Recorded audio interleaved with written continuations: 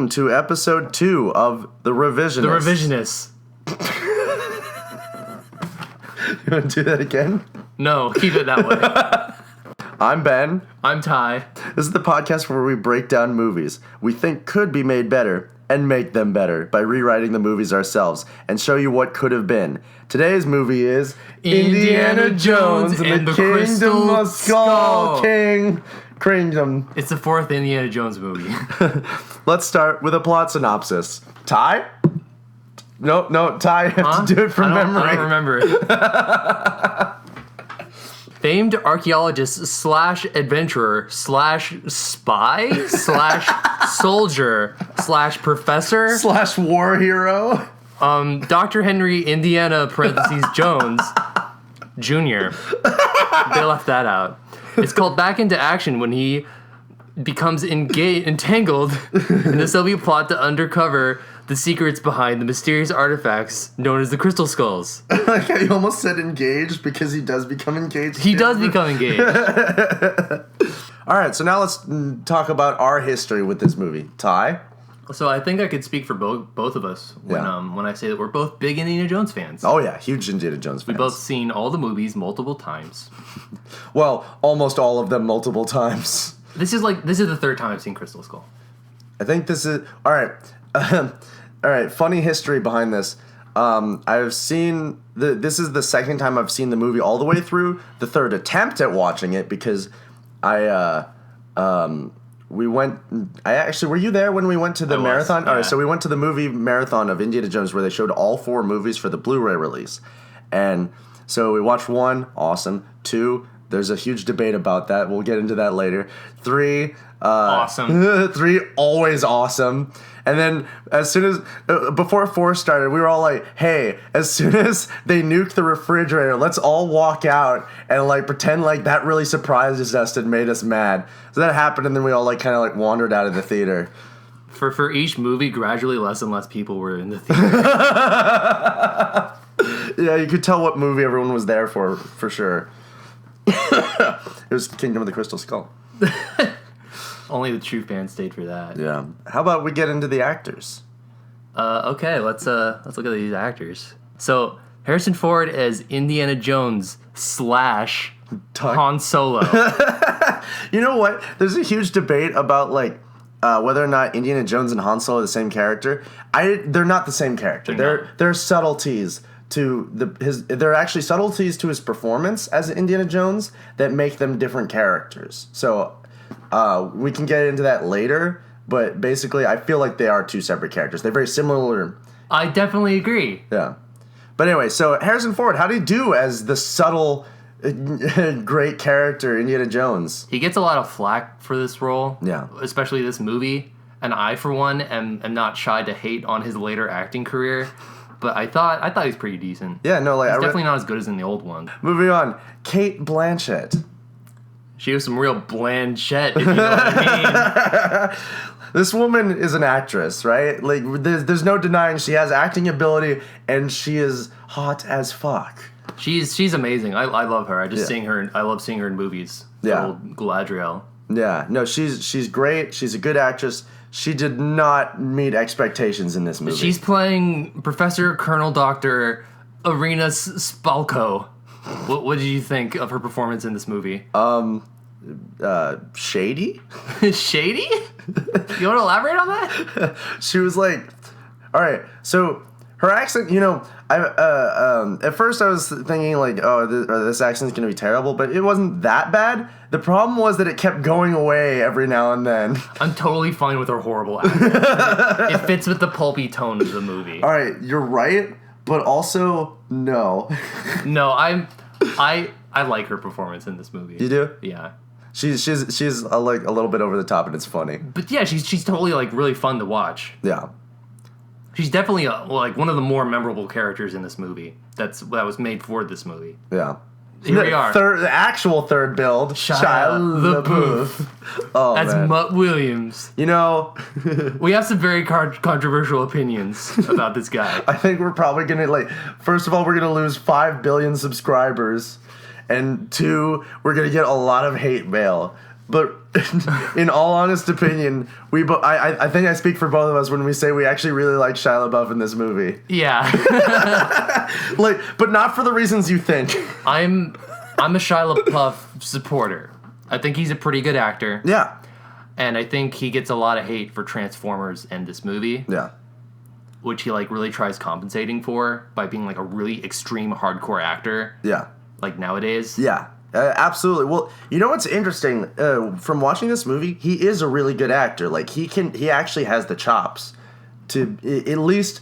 He's a charming personality just to begin with, but also when you see the emotion in his eyes, when he sees his old friend Ox, and you see the tears welling up on his face, that's real emotion. I felt for him. That was real. Good on you, Shia LaBeouf. Yeah, and also he's funny. Regardless of whether or not what he was doing was funny, he's just funny to look at. I think we could put the next two in the same category: Ray Winston and John Hurt. Ooh, we're putting them in the same category. Yeah, because each of them only played half a character. Pretty much. Although I feel like Ray Winstone was doing way more acting than John Hurt. Although John Hurt was probably he was probably off in another dimension, he was actually Ox, and he actually sent his brain to the alien dimension, which is why his body was so vacant during this performance. I think both of these characters are awful, but that's not the actor's fault. As far as the actors go, I think Ray Winston did a horrible job. Really? He was actually horrible. Really? Every moment he was on screen, I just wanted him to die. I love his voice, though. I hate it. You hate his voice? I hate that accent. You don't like that accent? But that's a real accent. I hate his voice. I think John Hurt gave a better performance, whatever the hell he was doing. John Hurt, all right. First of all, can I just say John Hurt can outact, almost everyone in this movie? Yeah. And he was given so little to do, but at least he, was, he was there. All right, without further ado, let us get into Indiana Jones 4, Temple of Doom 2. The Return. The Return. Okay, so we start off with the classic Paramount logo. No, before that, I want to start with the THX opening.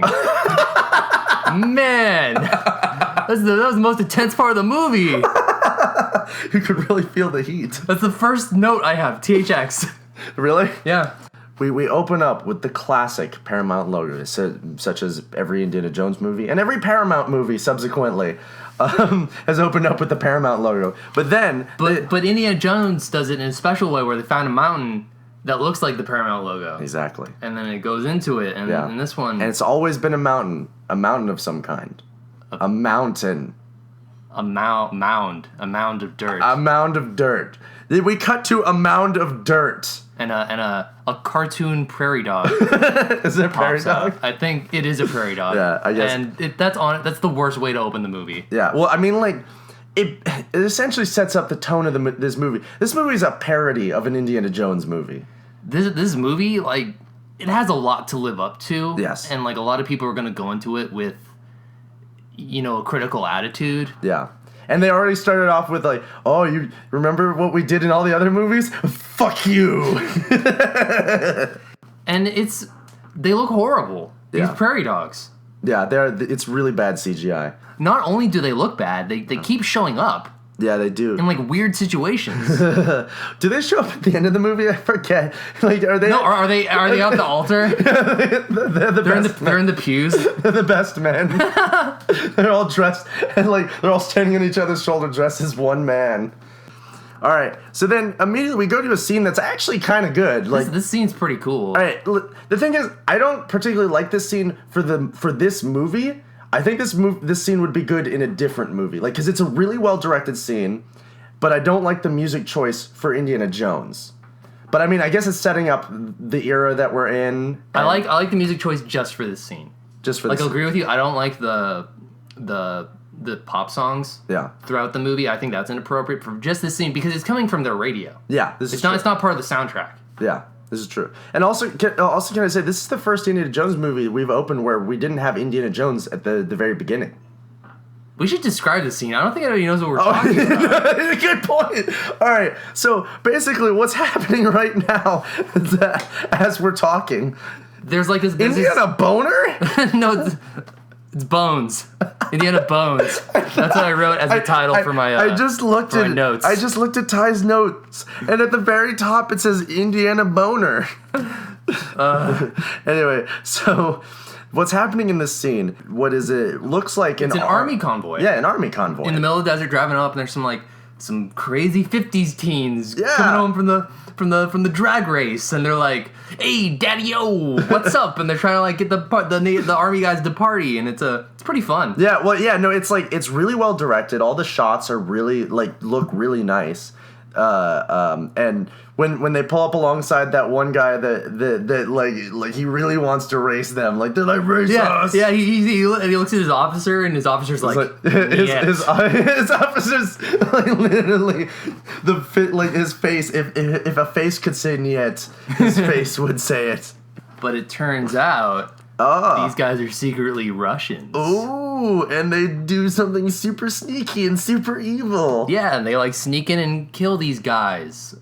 The officer's like, "Oh no, stop! You can't come in." And then he shoots them, and but they die off screen. We immediately cut away from them, and automatically I'm like, "That's not Indiana Jones' death." I want to see them flail around all funnily and see little fake blood pellets come out of their body. The major problem with this movie, it's too tame. Yeah. And it's really clean. Yeah. Not even just in the lack of violence, it's just everything looks like, it was just made, and there's no grit or use to anything. Anyway, here's my other complaint though, and feel free to correct me if I'm wrong here, but this bothered me as soon as I saw this happen later in the movie. The guy's like, "Hey, we're doing weapons testing today. No one's allowed on here." So I'm to assume that they're talking about testing the nuke. Yeah. So they said today. They go into this fight, and then all that other shit happens, and then Indiana Jones, it goes to night, and then it cuts to the next day, and Indiana Jones wanders into that town, right? And then they test the nuke. So that I don't think that's a big problem. It's not a big problem, but it bothers me that they said, "Oh, we're doing weapons testing today." Wow, Ben, you don't know what's going on at that army base. Maybe the dude didn't get the memo that they moved it to tomorrow. You don't know. All right, but also can I just say that's the worst time for them to come in and do this thing. If they're testing a nuke that day, wouldn't they be like, "Oh shit, maybe we just come back tomorrow, guys"? Maybe they didn't know. Well, but why would they still do that today? Why? Well, their plan was to go in, get the skull, and get out. All right, that's all. But wait, hang on a second. The guy was like, "No one can come in today because we're doing weapons testing." What if they had just come back the next day and they're like, "All right, we're not doing weapons testing today. Come on in." He obviously recognized that Colonel guy. He was like, "Oh yeah, sorry, Colonel." Well, maybe they did it on purpose because there would be a minimal staff there for the testing. Oh, good point. Ty, out-sciencing me. That's good. All right, I'll buy that. I'll buy it. I wrote down Tasteless Cafe, and at first I didn't know what I was talking about. The Atomic Cafe? Yeah. Which, when they're driving in the desert, they drive by this cafe, and it says the Atomic Cafe. Yeah. And there's a big mushroom cloud in neon. Big neon mushroom cloud. It's the most tasteless neon sign I've ever seen in my life. That happened. That just happened in the world of this movie. Yeah, exactly. Hiroshima just happened, and they're like, "You know what? Let's make a neon sign out of this and start a cafe. Capitalize on this whole tragic event." It's if someone made a Indonesian tsunami hotel. Okay, so then, all right, so we do the cutaway from murder scene. They break into the military base, and then we get probably what I think is the greatest scene in the movie is when we get our intro to Indiana Jones. The greatest moment in the movie. It's a good moment. I don't know if it's the best. What? The latter is the best moment, Ty? Yeah, we'll get to that. But basically, this was what was shown to us in the trailers. This was what got us excited. We get you see the hat on the ground, and we get the famous silhouette of him picking up the hat. Indiana Jones picks up this hat and puts it on, but you don't see his face. You just see his silhouette, and you're like, "Oh, it's Indiana Jones." It's pretty cool. Yeah, it's a pretty cool intro to the character. They pull him out of the thing because they just kidnapped him. Yeah, exactly. They pull him out that's all right for a setup. A car for the layman.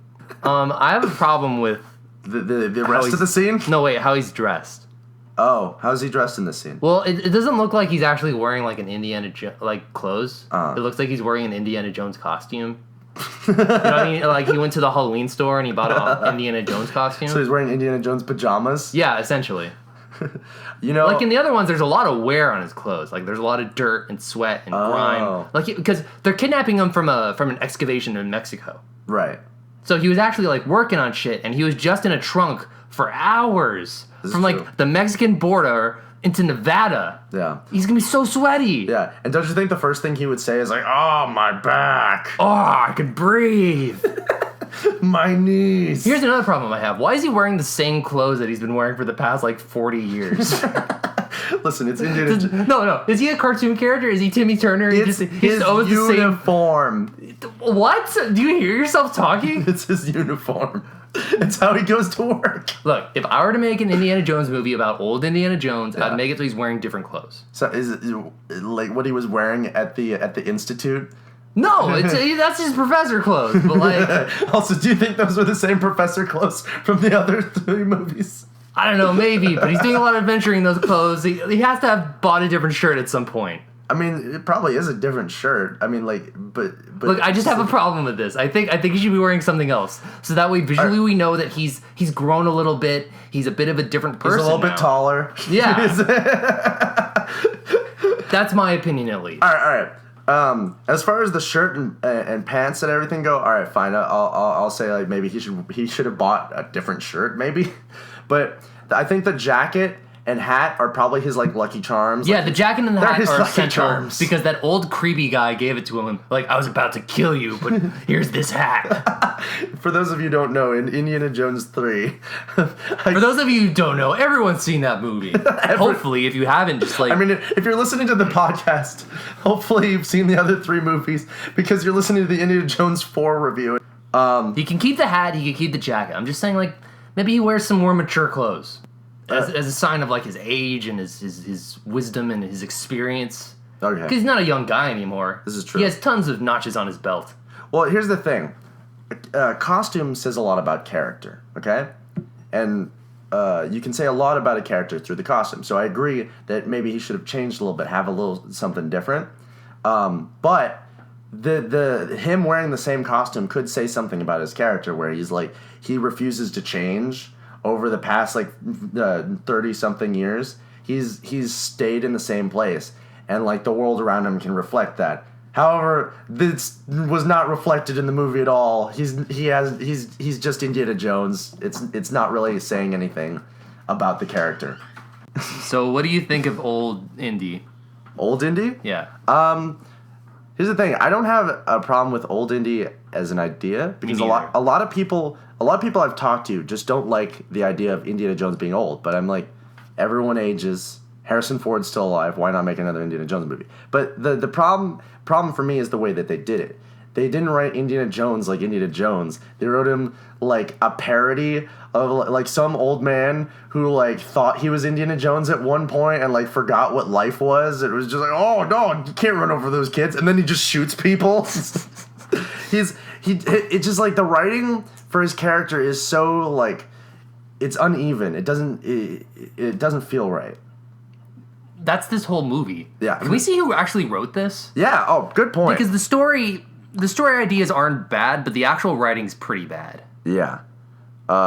David Coep, George Lucas, and 3 more. Wow. Like David bad. Coep. He wrote Jurassic Park. He wrote Spider-Man. Well, wait. Are those his writing credits? Because sometimes the known for are just. Let's see. He did Jack Ryan, Shadow Recruit. Everyone knows that movie. He did the screenplay for Spider-Man. Although, you know, that actually kind of makes sense that he did the screenplay for Spider-Man, because it does have a very, like... I think for Spider-Man, that sort of goofy tone works. Yeah, well, because Spider-Man and Zathura, his, like, goofy, like, writing style kind of works. He did Toy Soldiers, that classic. Oh, my God. He did write the screenplay to Jurassic Park. Wow. But that movie is also a little bit, like, goofy, a little bit over the top. Well, and Michael Crichton helped him write that. Michael Crichton wrote the book. Yeah. So that's probably why that movie's good. He also did Mission Impossible, the first one, which is also, like, kind of like a goofy, like over the top kind of thing. It's a little bit more serious tone, but it's, again, all these things fit his writing style. Indiana Jones is not in his wheelhouse, I think we can safely say. Okay, so he's kidnapped by Russians. Yeah. And they pull him out and he says, Russians. And then they cut. He's supposed to say, Russians, I hate these guys. Like in Last Crusade. But they cut it. Probably not to offend Russian people. Yeah. Because Russians are still around and Nazis aren't. What are you talking about? They're still Nazis. Okay, they're still Nazis, but like no one cares about offending them. Yeah, no one cares about offending Nazis. That's why Nazis are the perfect movie villains. Russians are not the perfect movie villains. It's a little more nuanced than Indiana Jones. Than let's punch some Nazis. When they pull him out of the car, it's like he was digging in Mexico. We found them. Oh yeah, and then they just smash them on the ground. They just smash the pottery he was digging up on the ground, and it makes this awful like breaking sound. It's like it sounded like there should have been like a cat like yelping after that. It's that sound that you hear in movies whenever people are like throwing plates. Like you've heard this sound before, and they use it again later. Yeah, it's a stock sound effect. It's awful. It's as bad as Superman coughing. Yeah, I wrote Dick Russians right after that.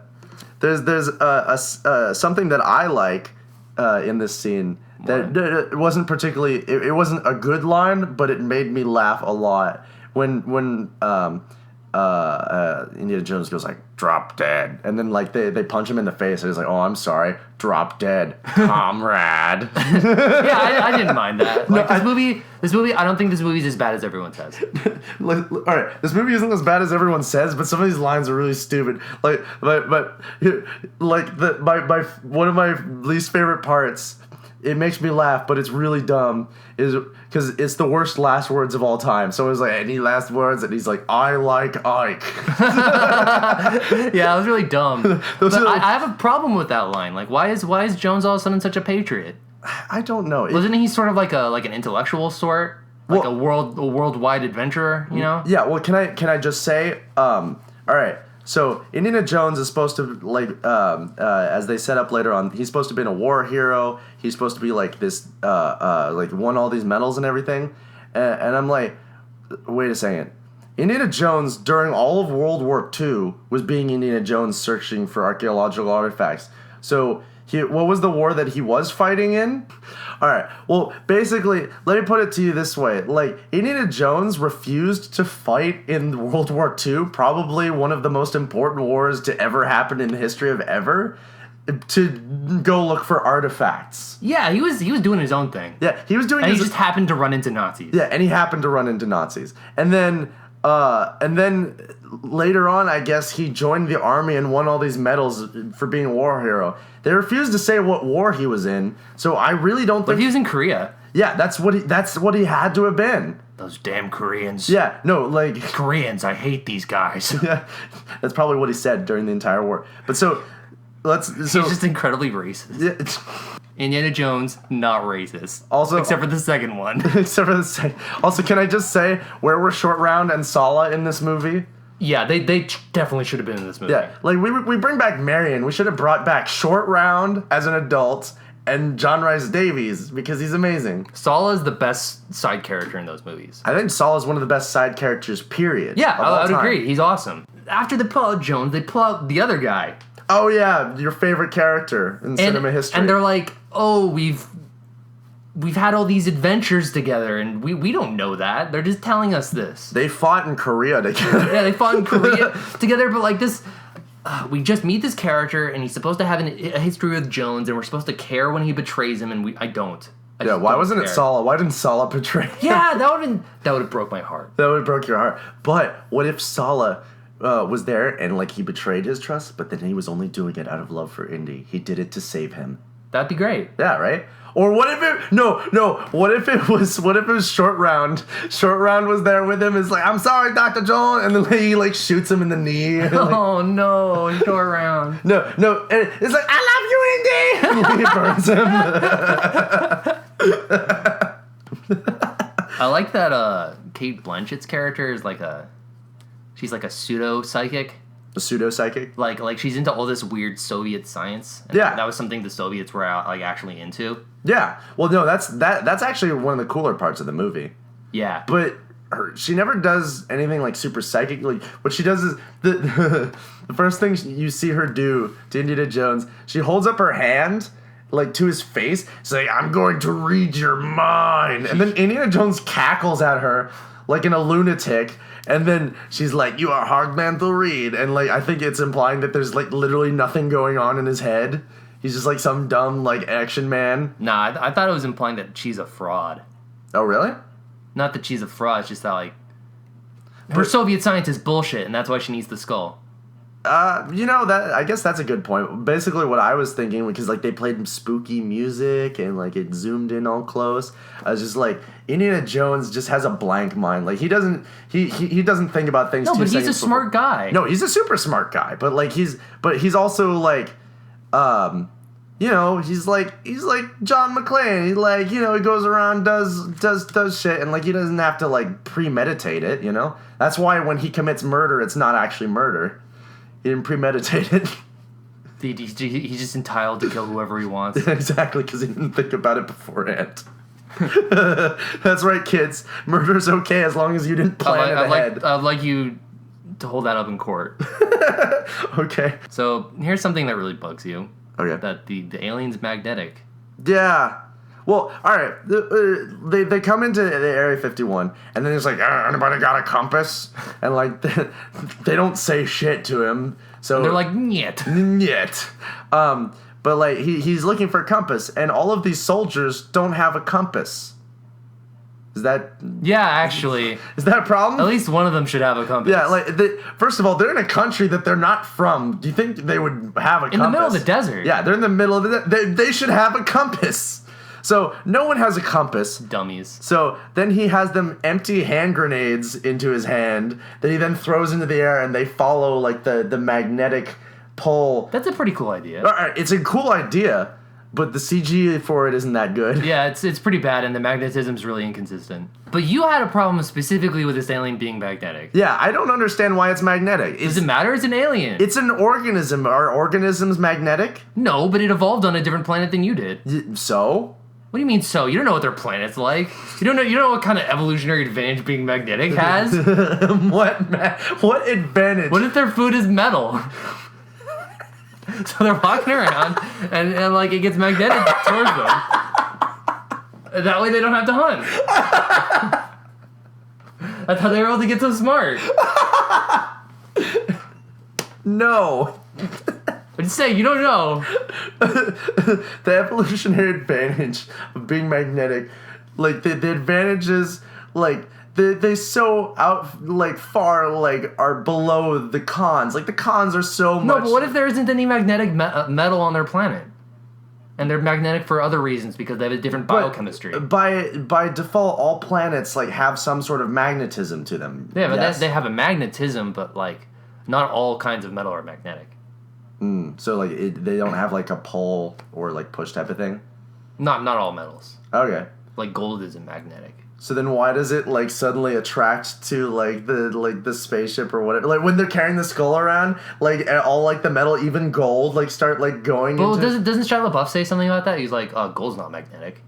But then he mentions it. He mentions it, but then the gold like sticks to things. Okay, yeah, you're right. Then it's a special kind of magnetic. Yeah. Well, maybe. All right. The argument you could make is like, oh, it's not pure gold. Like there's metal alloy in the middle of it or some shit. I don't know. This movie's stupid. No, it's not. I'm gonna defend this alien. You're gonna defend the alien? Not all of the alien, but it being magnetic. First of all, Earth is a horrible planet for this alien to come to. Well, you know why he's here later. No. Do you know why the alien crashed? Why? Because he was magnetic, and the planet was too magnetic. It's like, oh no! He died. This is the Roswell alien. Yeah, it's the Roswell alien. But there are two aliens. There's the Oswald. The Oswald alien. There's the Roswell aliens, which Yeah. are like little guys, and then there's like the Anunnaki kind of aliens, which are like big guys. Yeah. Why are there two kinds of aliens? This is that's a trope of Steven Spielberg movies in general. Oh yeah, they're like. So in Close Encounters, there's the really like little baby aliens, and then there's just the really tall like spider aliens, like I am the Lord. Is this canon with Close Encounters? I mean, it's canon. E.T.'s canon with Star Wars, loosely. So they find the alien. Yeah, and he's like, I like Ike, and then they Why did they get Indiana Jones to the reason they got him is because he knows where the alien is, right? Yeah. Why? And the government asked Indiana Jones to like analyze this alien. Yeah.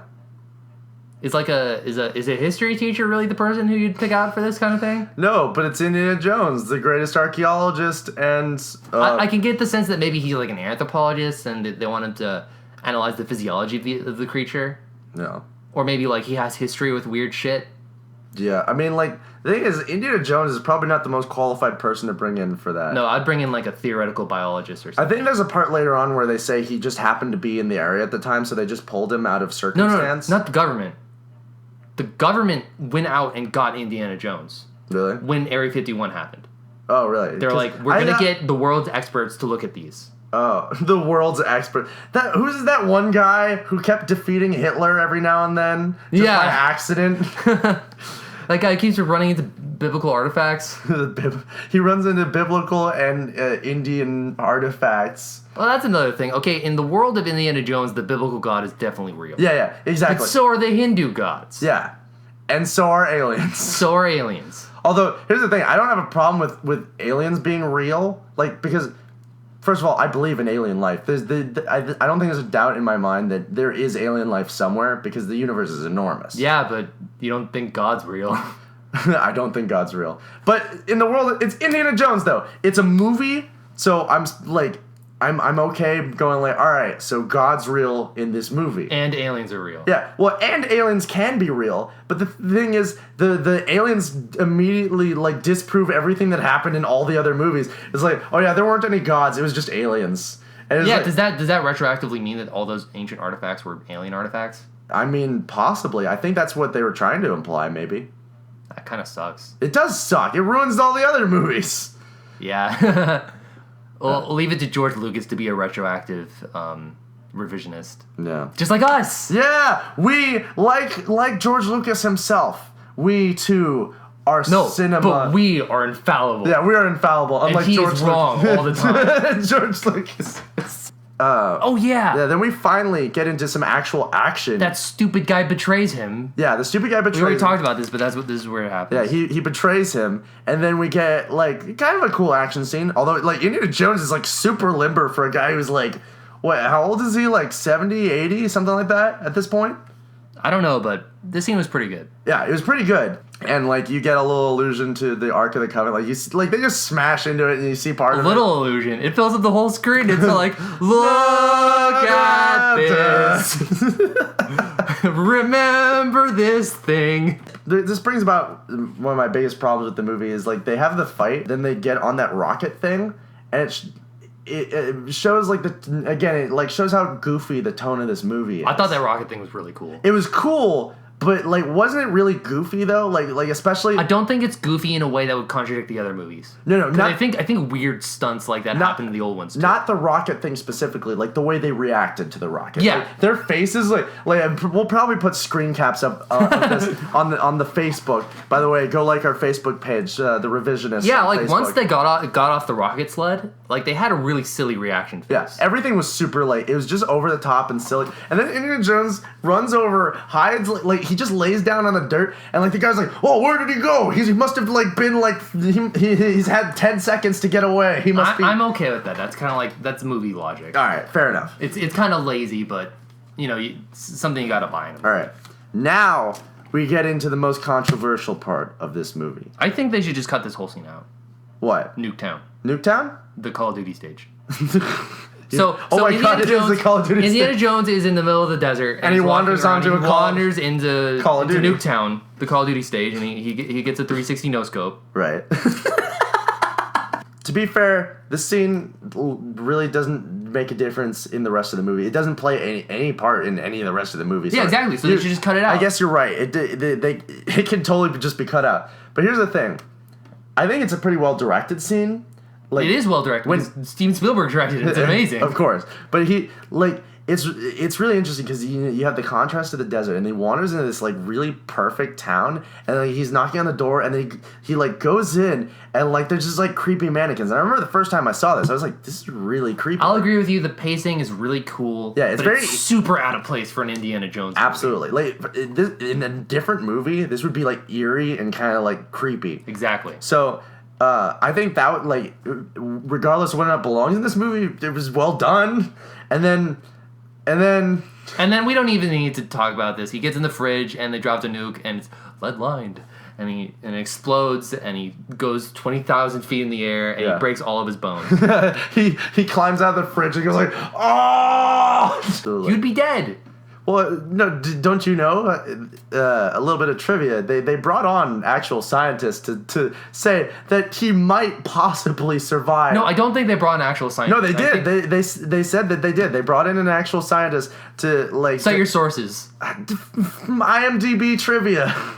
And also, I saw Steven Spielberg in person talk before Raiders of the Lost Ark. And he was like, I'm sorry, the fridge was my idea. He didn't say that. No, he literally did. He did? No. All right. But Ty, the story gets even weirder as we continue. So I went and saw a screening of Raiders of the Lost Ark at the Dome in Hollywood. And so Steven Spielberg was there as a special guest to talk about it. And, like, you know, he talked about Raiders of the Lost Ark and, like, what a fun experience it was. He talked about how he went crazy for a day, which was funny. And then he talked about nuking the fridge. And he literally looked at everyone in the audience and apologized to all of us. And he was like, I'm sorry, guys, the fridge was my idea. But then I went online and I read an article about how George Lucas heard about Steven Spielberg saying that. And he was like, no, he's just trying to protect me. That was my idea. That's what I was going to say. Oh, well. You almost feel sorry for him. Yeah. Well, like, I feel sorry for both of them because I love both of them. And I'll say something.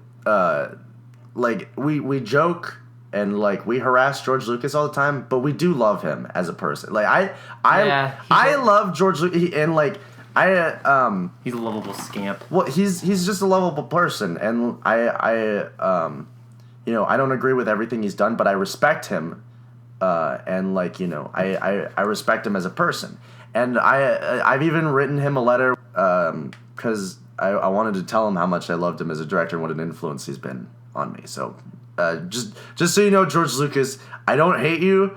And we say these things because we love you. Yeah, I immensely respect you. We're doing this as a fun show, and yeah, like George Lucas is listening. Yeah, I was like, so, George Lucas listens to every podcast about him.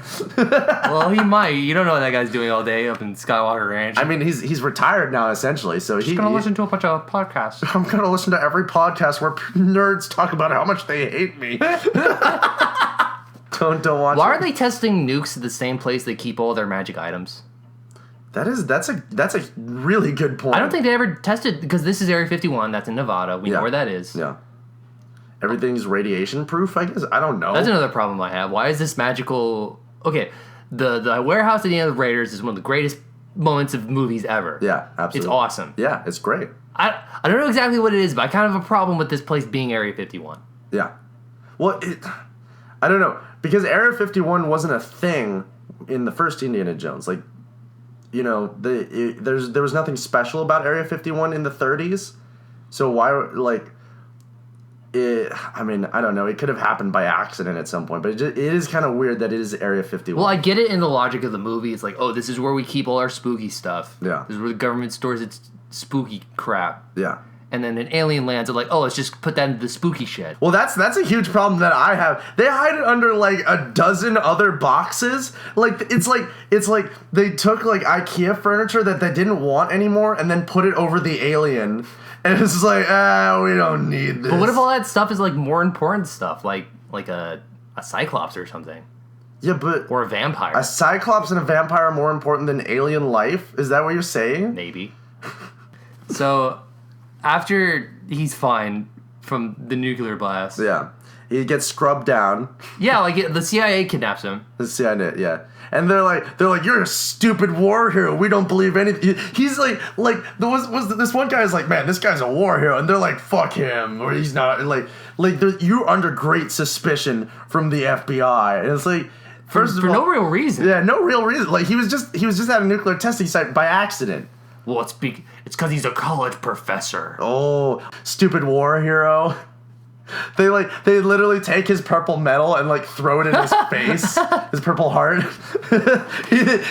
he like burns the Medal of Honor right in front of him. He's like, "Did you get this for bravery?" But it's more of this. They're just talking about a bunch of stuff we don't know because we've never seen. Well, and that's an enormous thing in this movie. This is essentially the main problem that I think is with this movie is that most of this movie is talking about stuff that already happened. Basically, a lot. I consider this movie. This movie isn't an Indiana Jones movie. This movie is like a detective mystery movie because a lot of the movie is them like finding clues to things and then writing stuff down and then talking about it to each other. Well, the through line is they're following a set of clues written out by a guy who's already tried to do this. Yeah, exactly. And this would have been better as like a mystery movie because like every time like they discover like a clue or something, it's mostly just them going like, "Oh, come over here, like this thing fits with this thing." You know, actually, I liked a lot of this sort of history babble. Well, the history babble's fun because they were actually like referencing a lot of actual historical things. Well, that's one of the cool things about this movie is like your crystal skull is actually like a real piece of like lore and everything. Like it's not something that's just sort made of up. Their legitimacy as actual archaeological finds are debatable. Yeah, but still, it's still something that's existed for a long time. And like people have talked about this. Yeah. Like it's not something that they just made up. So those stones. Yeah. But anyway, so we go on to a college somewhere. No, wait a minute. Why is this movie so political? Oh yeah, he's like I like Ike again. Because in this interrogation scene, like it's so. I mean, I guess it's riffing on the times. No. Like it takes place in the 50s. No. But he becomes like super like American. Yeah. Very patriotic. I don't know, it just doesn't feel right for this character or this kind of movie. Absolutely. I don't think like Indiana Jones is a man of the world. Like he may have been born in America, but he's a man of the world, and like never in any of the other movies was he like waving the American flag and being like, "America, the best country in the world." Like he's consistently everywhere but America for the majority of the movies. Now he's in the college. Yeah, a college in a town. Oh, it's the same one he was in. It's the same. Yeah, but the where he lives in a city. Okay, I guess we don't know where Indiana Jones lives. They never specifically say it, but on the map they do show him flying away from somewhere like in California. On his blackboard as he's giving this lecture, there's Babylonian cuneiform. Mm. There's a list of Chinese dynasties and a map of Africa. What are they talking about? All of archaeology. What's he teaching? He's talking about everything that's happened ever. That's how good of a teacher he is? Yeah, he's the greatest teacher of all time. He can tell you about every subject all at once. And then Professor Slughorn shows up, and he teaches him how to make... how to get fired. He teaches him how to get fired and how to make luck potion. For some reason, Indiana Jones is fired. Yeah.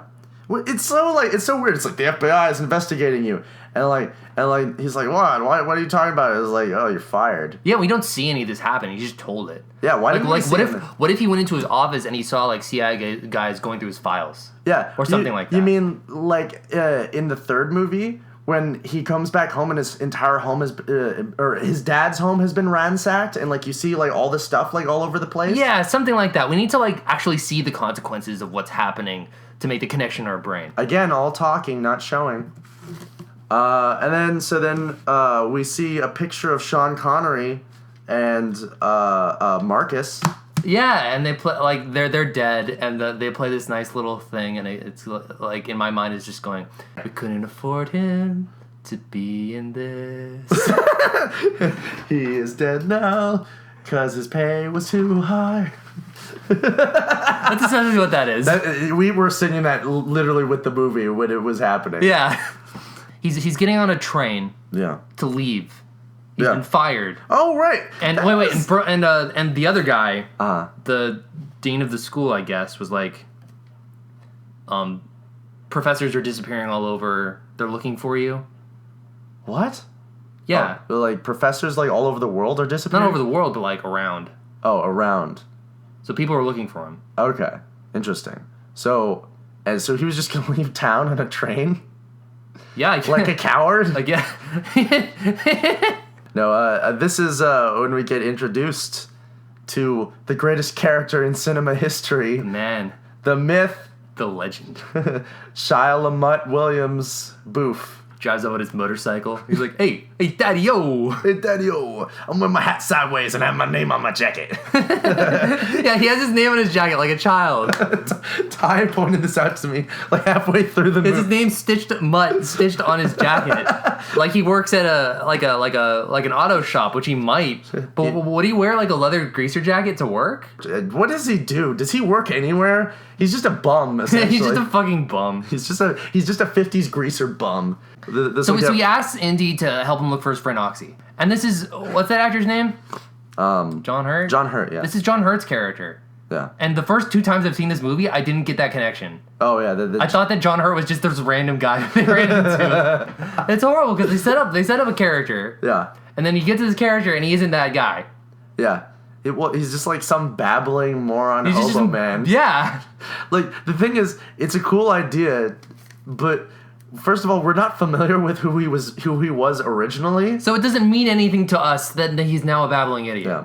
Well, they should have made him like even crazier. Like they should have had him like bleeding and like carving things at all times. Like instead of just babbling to himself, like he should have been like insane, and then it would have been really cool.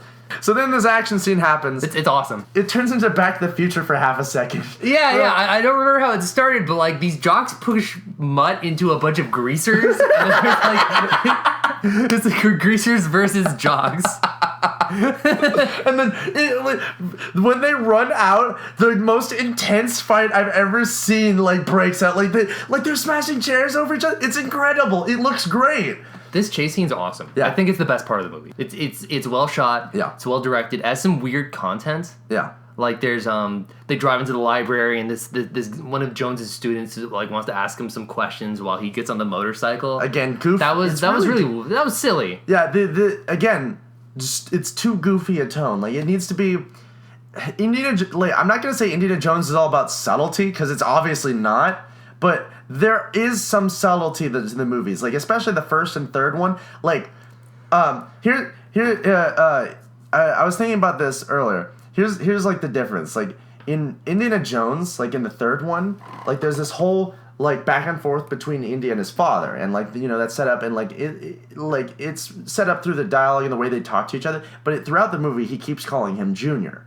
And that's a huge moment later on in the movie. Yeah. When he's dangling, and like it's so meaningful when he calls him Indiana.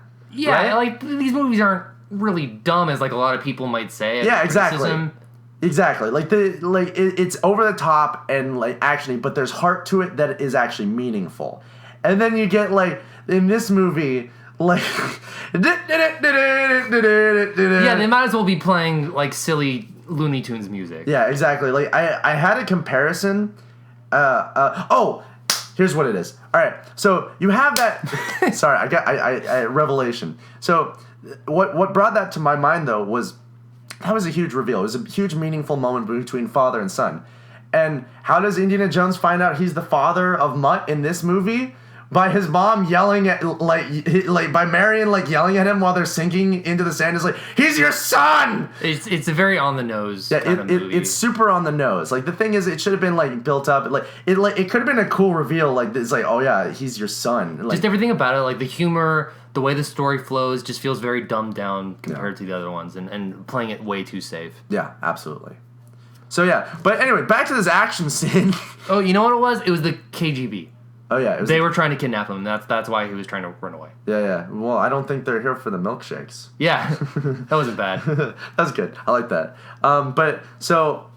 Here's something that I noticed that I think is actually like a subtle nod to the old movies, which I think is probably one of the better subtle parts of this movie. Was Indiana Jones is riding on the back of the motorcycle that Shia LaBeouf is driving, right? So, if you think back to the third movie, Indiana Jones was driving the motorcycle and his dad had to ride sidecar with him. So I think that's was a subtle nod back to the movies, and now Indiana Jones is the father figure, which that's a subtle clue that he's his dad. But then they just make it too blatant afterwards, he's your son. Here's another problem I had with this movie. Okay. So they're at Jones's study and they're trying to figure out where Ox might be. That's the whole thing. They're looking for Ox, I guess, which isn't super clear as a through line. And they're like, oh, he's looking for the city of Akator. And all these conquistadors thought that this was El Dorado, the city of gold. Yeah. And then they finally get there at the end of the movie. It's not made of gold or anything, but there's like lots of gold in it. Yeah. Why not just make it the city of gold? Why not just make it made of gold? Yeah. Why not just make it El Dorado? Yeah. It'd be like if in Last Crusade they're like looking for the Grail. There's all built up to the ground. They find it like it doesn't do anything. I just have a problem with it.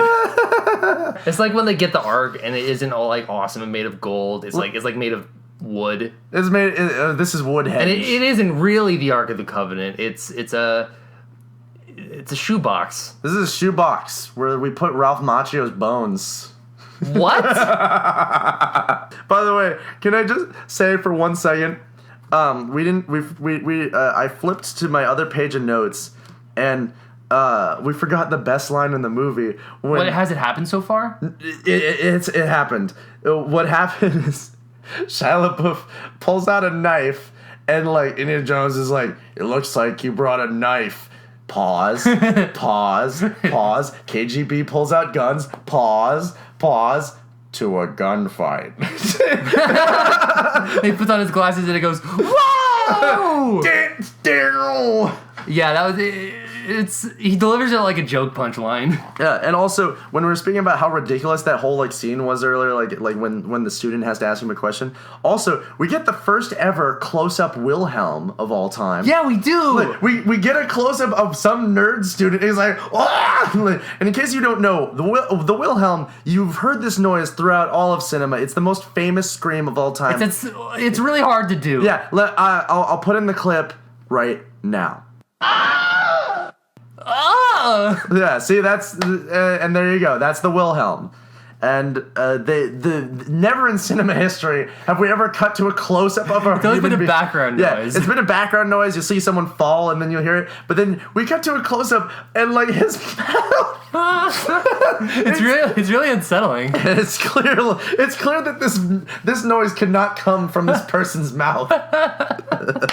Okay, apparently they have to go to El Dorado. Mm-hmm. They gotta find El Dorado. Yeah. So they're on the plane to Peru. Yeah. And it's the classic like map, Indiana Jones we're going across a map. Yeah. Classic.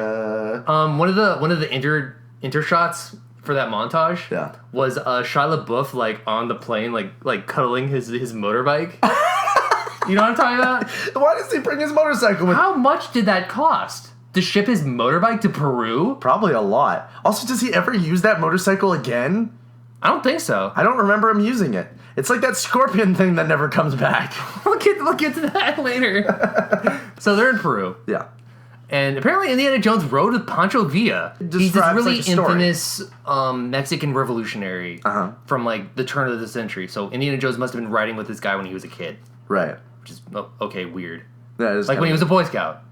Yeah. But so, dude. But I don't know a ton about him, but he's a very controversial figure in Mexican history. Really? Like a lot of people venerate him as a hero. Mm-hmm. A lot of people think he's like a total bastard. Yeah. So it's kind of up to history, but it's kind of weird that Indiana Jones is like hanging with this because he did like murder lots of people. Well, that's how Indiana Jones learned to murder. That's how he developed his joy of murder. Yeah, through Pancho Villa. So now that we've had some experience with Mutt in the movie, like, what do you think of him so far? As a character, I think he's probably the best written character in this movie. He's the most consistent. Yeah, he's kind of fun. Yeah, like he's actually helpful. Well, like part of what makes this character enjoyable is twofold. One, he's written fairly consistently. Like he has like character traits and stuff that keep coming back. He's always like combing his hair and all that stuff. And then the other part of it is Shia as an actor. He's a charming personality. He's funny. But he's also a good actor, so you believe him. Yeah, I would agree. But another reason I like this character is he's actually really helpful to Indy. Yeah. Like he actually helps Indy like solve things. Yeah. So then we get to the best part of the movie. Okay, so they fly over the Nazca lines, and that's pretty cool. That's one thing I like about this movie is they actually like make an effort to try to bring a lot of pre-Columbian sort of ideas and mythology into it. Like they see the Nazca lines and they see the mummies that were preserved in the mountains and they see like El Dorado and these are all like actual things. Yeah. Except for El Dorado. But except for El Dorado. Although I was really wondering when they were running around like those burial grounds and stuff, why are there just like skulls and shit just like laying around there? Like, you think someone would have taken the time to bury those? Like, because there's a lot of... Because it's spooky. Well, it's spooky, but people are superstitious, especially about grave sites. Well, maybe it was the conquistadors. Because, like... The conquistadors were there, like, 2 days ago and just, like, left their skulls around? They're at this burial ground looking for the body of this conquistador. Yeah. The movie doesn't really make that clear, but not my fault. Well, but the thing is... No, hang on. I'm not done. All right. What if these are all the bodies of Native Americans who the conquistadors slayed, and they just left them there? Wouldn't someone have come to clean that up? Like, no, because the conquistadors killed everyone, so they just stayed there until now. Yeah, but like everyone knew where this place was. No, only Indy knew. How did only Indy know? Because he's an archaeologist. Yeah, but like, then how did he find out? Because he looked in a book. If it's in a book, then everyone knows. No, not everyone can read. All right. It's not the internet. It's not the easiest. Like, maybe it's a really rare book that only he has. Yeah, but that sounds like a really huge thing to have in just like some random book. Who would be hanging out in this graveyard in the mountains? A grave digger. But it's not an active use. Oh, it's not an active use anymore? No, it's been left like that for hundreds of years. I don't know, it just seems kind of shady to me that they just left all these skeletons laying around. Yeah, it is. But there are people around, by the way. Yeah, there are, there's like Native American guys sneaking around. Native American ninjas of some sort. They have blow darts. First I want to talk about the best part of the movie. Yeah, alright, so... Shia LaBeouf is like, he's climbing down a ladder, and then he takes the first step, and like, he falls, and it breaks each like rung of the ladder, like a Looney Tunes character. Comically. I just thought it was so funny. No, we both Ty and I laughed out loud, and then he looked at me, he's like, you thought it was funny too? And then... But it's a total Looney Tunes moment. And then we get like a whole attack scene from really, like... People we never really get any clarification who they are or why they attacked them, and they never come back, so there's not really any point to it. Yeah, they're hopping around, and why are they there? Do they know that he's looking for the crystal skull? Yeah, like the thing is, like are they related to the guys from later on in the movie? What the Incas or what whoever those are these guys? The same Incas or are these different Incas? Like maybe they're guarding this site because it's sacred. Well, but they never clarify that. They never clarify it. Like, the implication to me is that the implication to me was that it's like the guys in the Last Crusade who protect the Holy Grail. Yeah, maybe it's something like that. Maybe, but it's never clarified, so I'm just going to assume that it was an accident. We are infallible. We know. Wait, the first time these guys attack, they're like sneaking around and Jones doesn't really notice them at first. Except for Shia LaBeouf. Shia LaBeouf notices. But then one of them hops out and it goes it makes the crate dragon noise. Like these guys like they're making these crazy like inhuman noises. Like these are people, right? Yes. But why are they making these gross animal noises? I don't know. And then Indiana Jones pulls out a gun and scares them away, and then like Shia LaBeouf is like, "You're a teacher?" And Indiana Jones says, "Part-time."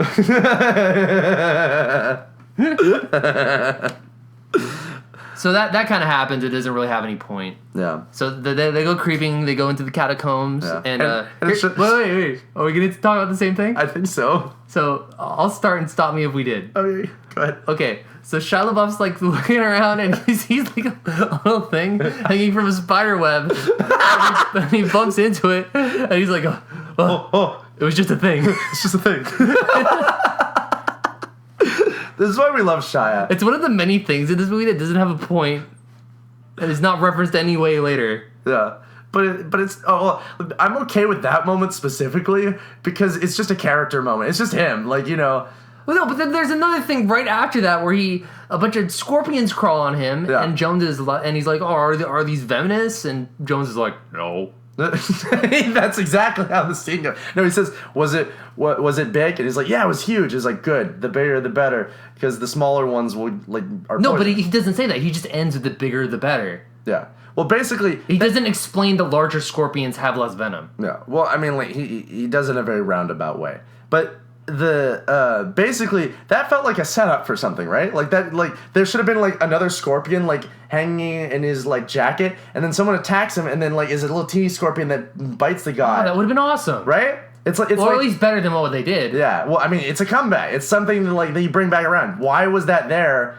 Other than to just be like, oh, scorpions. And they could have used actual scorpions. Yeah. Like those kinds of scorpions that they were depicting through computer graphics. Yeah. Those were emperor scorpions, and those are the big black scorpions that you see in every movie. And the reason they use them is because they're not poisonous. They're harmless. And they also look scary. Yeah, so they could have totally put them in the movie. But then we get my second favorite Shia moment in the movie is when Indiana Jones crawls in on this like giant like it looks like a giant coin of some sort. Yeah, he crawls in this little hole, and there's some sort of like counterbalancing floor thing. Yeah, but as soon as it starts moving, you see like Shia's face like move up like a little puppy dog. He's like, hey, you okay? He says, hey, and then it closes. You should use that in the thumbnail just so people see how funny it looks.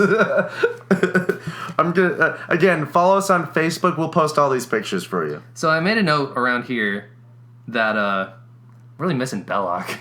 He was awesome. Yeah. No, again, one of the best cinema villains of all time, is he not? Yeah. He's just evil Indiana Jones, and but, how like, cool is that? Think about our Belloc. Yeah. In this movie. Yeah. That guy, what's his name? Who I hate, the worst part of the movie. Oh, that guy? Yeah. I completely forgot what you were talking about for a second. I was like, oh wait, that guy. Yeah. I was trying to remember who the villains were in this movie, and I could not for the life of me remember. What's his name? I don't remember. Oh, him? Fucking Ray Winstone. Yeah, William Winstone. Ray Winstone's stupid-ass character. We could have had Belloc instead of him.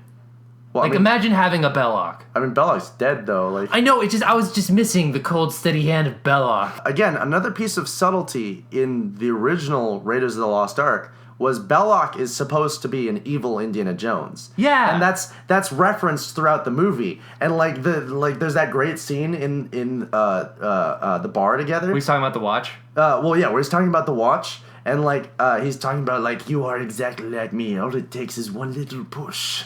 You know, it's really cool. It's a great character. But instead, we get this guy who loves gold.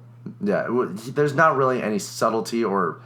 I mean, not even any character. He doesn't have any character. Yeah, I'm really confused about his motives, actually, like, because he keeps, like, changing sides, but he never gets anything from it, really. Well, I know what it is. What? He wants the gold. He wants to be with the party that gets to the gold first. Yeah. So when Indiana Jones is winning, he's like, oh, I'm CIA. I was actually a triple agent. And when he's with the Russians, he's like, no, I'm with the Russians. He's just with whoever's going to get to the gold first. But then he keeps leaving those markers or whatever. Does he? Yeah, remember he leaves those like fat bastard tracking devices on the ground for them? That's what the Russians... Oh, yeah. Because he technically got to the gold first with Indy. Yeah, you're right. By the way, can I just say, what was his name again? Who cares? Shut up. He's here's what I will say. Fine, let's look at his filmography. I don't know anything about this guy. He was Beowulf. Oh, that movie was great. Everyone loved Beowulf. The movie sucks, Ben. Episode 3 will be Beowulf of the Revisionists. No, we should do Beowulf on this because Beowulf, that movie sucks. Well, not only will we be... He was in The Departed. He was in Hugo. Who was he in Hugo? I don't know. I don't know who he was in The Departed either. There you go. The greatest actor you've never remembered. No. He was Uncle Claude in Hugo. Do you remember? No, everyone remembers Uncle Claude. Don't you remember Uncle Claude? I do remember. Who's Uncle Claude? He's the drunk guy who takes care of Hugo at the beginning of the movie. He's like, you're going to live in this clock tower.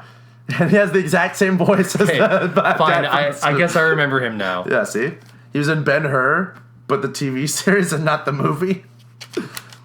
Oh, he played Mac in Indiana Jones. Uh-huh. He played Beowulf in the video. He played Golden Man. And Dragon? He played the dragon. Fuck it, I don't even want to look at his filmography. Let me put it to you this way, though. I feel like this guy's like, he was trained classically. He feels like he's like a Shakespearean type of actor. Like he's so wrong. Why? Because he was horrible. He was bad in this movie, but like he's pretty good in Beowulf. No, he isn't. What do you mean? Beowulf sucks. Beowulf sucks, but he's good in it. No, he isn't. He speaks in the same sort of monotone Russell Crowe type voice the whole movie. What are you talking about? I like gold. The height of his character in the movie is just, Oi, Beowulf. The movie sucks, Ben. So fat gold man, gigantic pile of money. No, not yet. Not yet. Not yet. Well, after the graveyard, they're kidnapped. Oh, yeah. By the Russians, and they go to the camp, and they're doing the silly Russian dance. Yeah. Where they're kicking their legs out. Yeah, and like then, cartoon characters. Yeah. That's a Jewish song. They were dancing to the... No, what's the Tetris theme? Oh, Oh my god. I'm making this way harder. No, was it? Yeah, they're dancing around to that. Someone turned this into a gif of me singing that song and then them doing that Russian dance. They have Indiana Jones tied down in like a dentist chair. And it reminded me of the torture scene from Metal Gear Solid. When you have to keep pressing O. Ray Winstone was Revolver Ocelot. It was like, I'm gonna hurt you. Press X. No, you have to keep pressing O in order to like withstand it. We get some more character development with him, where we find out he just wants gold. Yeah. Unlike before, where we knew that he wanted gold. And then we are introduced to the greatest character in cinema history. Marion Ravenwood. No, Hobo Jones. We meet Hobo Jones first. We meet two awful characters. Whoa! You didn't like Marion? Marion's amazing in Raiders. Yeah. She's bullshit in this. Well, I mean, to be fair, she was kind of helpful in this movie. Like, she did stuff. She didn't do anything other than drive the car. Yeah. That's it. And then she married Indiana Jones. She did him the service. She doesn't do anything in the movie. Why can't Mutt have driven the car? Why was there a car chase in the jungle? This is true. Well, Mutt was too busy sword fighting on the car. Look, Marion shows up midway through the movie. She does nothing. She drives the car. She has no character moments. That's it. Well, she's like, it's your son. That's it. She was just mad at Indiana Jones. The end. And then they love each other for some reason. So then they do a thing where they're like Indiana Jones has to look at the skull, and then he goes all crazy and weird. I kind of like the scene. Yeah. Well, you know what? Because we get an idea of what the Russians want, and Kate Blanchett has this awesome monologue about mind control. Yeah. Well, it is also awesome and like kind of creepy. Like it's really like kind of disturbing. Because she's talking about ideology. Yeah. How they're waging like an ideological war. Yeah. Between capitalism and communism. Yeah. And how she wants to use this to like brainwash everyone into being communist, and that's what people were afraid of. She says that we're gonna change you and we're gonna brainwash you, and you're not even gonna know it. Yeah. It's a pretty cool scene. During this whole Crystal Skulls theme where she's talking about mind control. Scene. I said scene.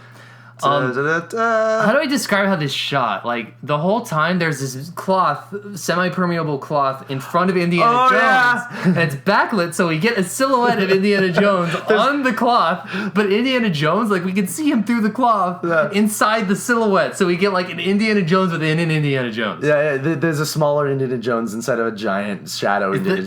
I don't know, I like it so much. But wait, okay, we meet Oxy.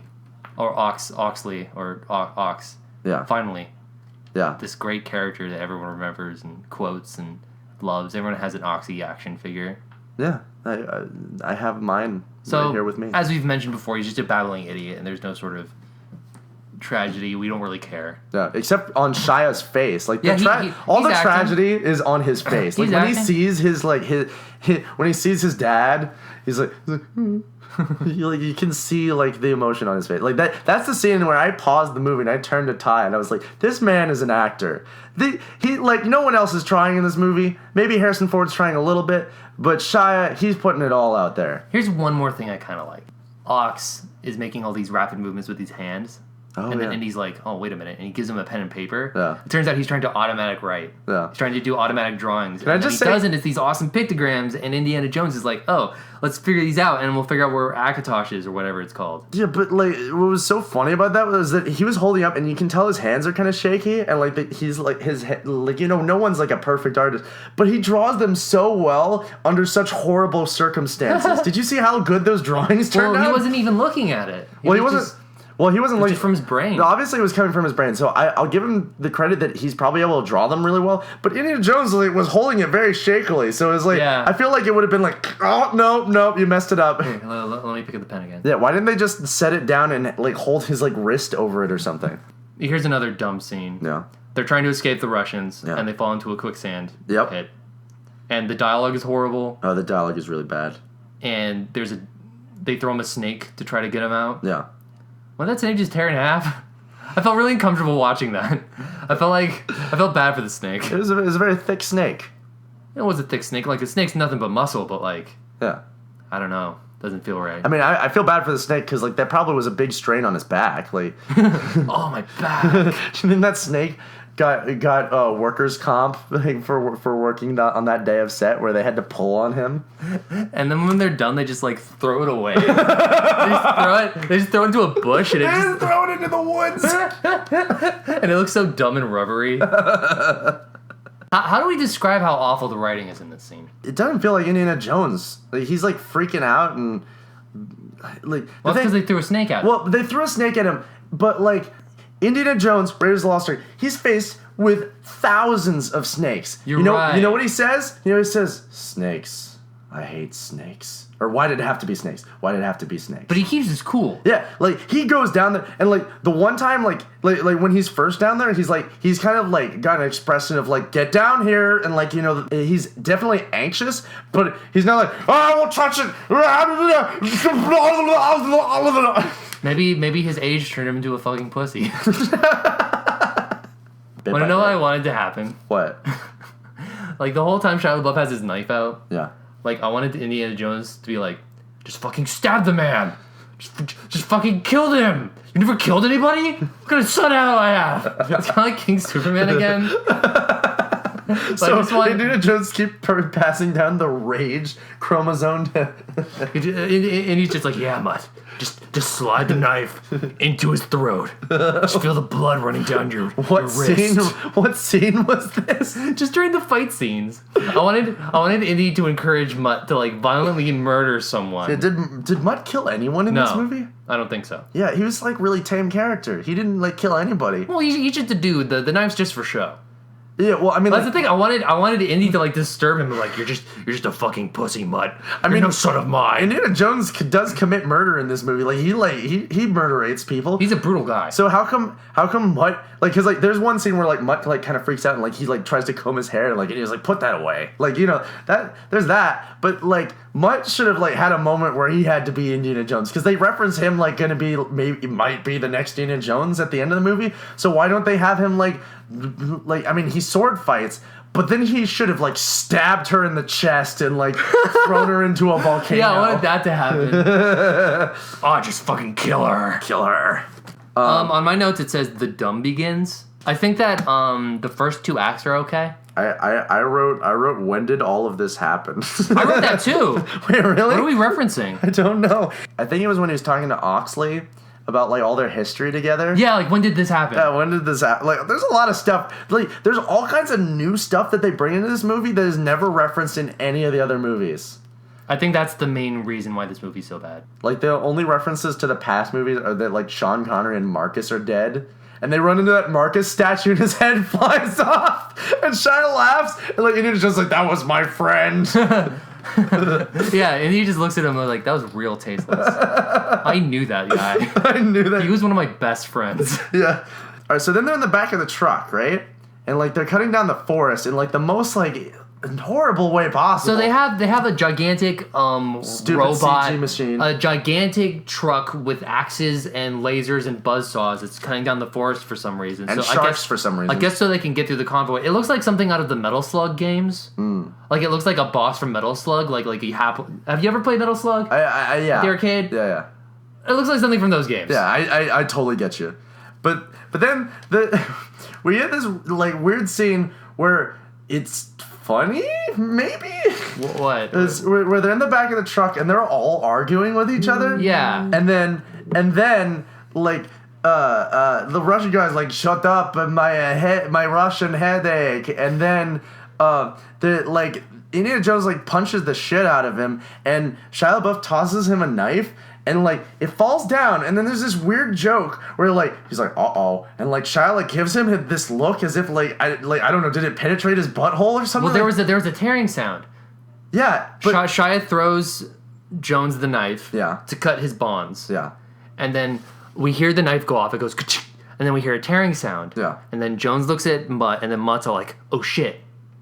Yeah, but then nothing. And then they just get out of the vines. Yeah, did Indiana Jones shit himself? Did he tear his pants? Yeah, what happened? Steven Spielberg, write in. We want to know what happened in that scene. What was the joke? What was this? Was it a joke?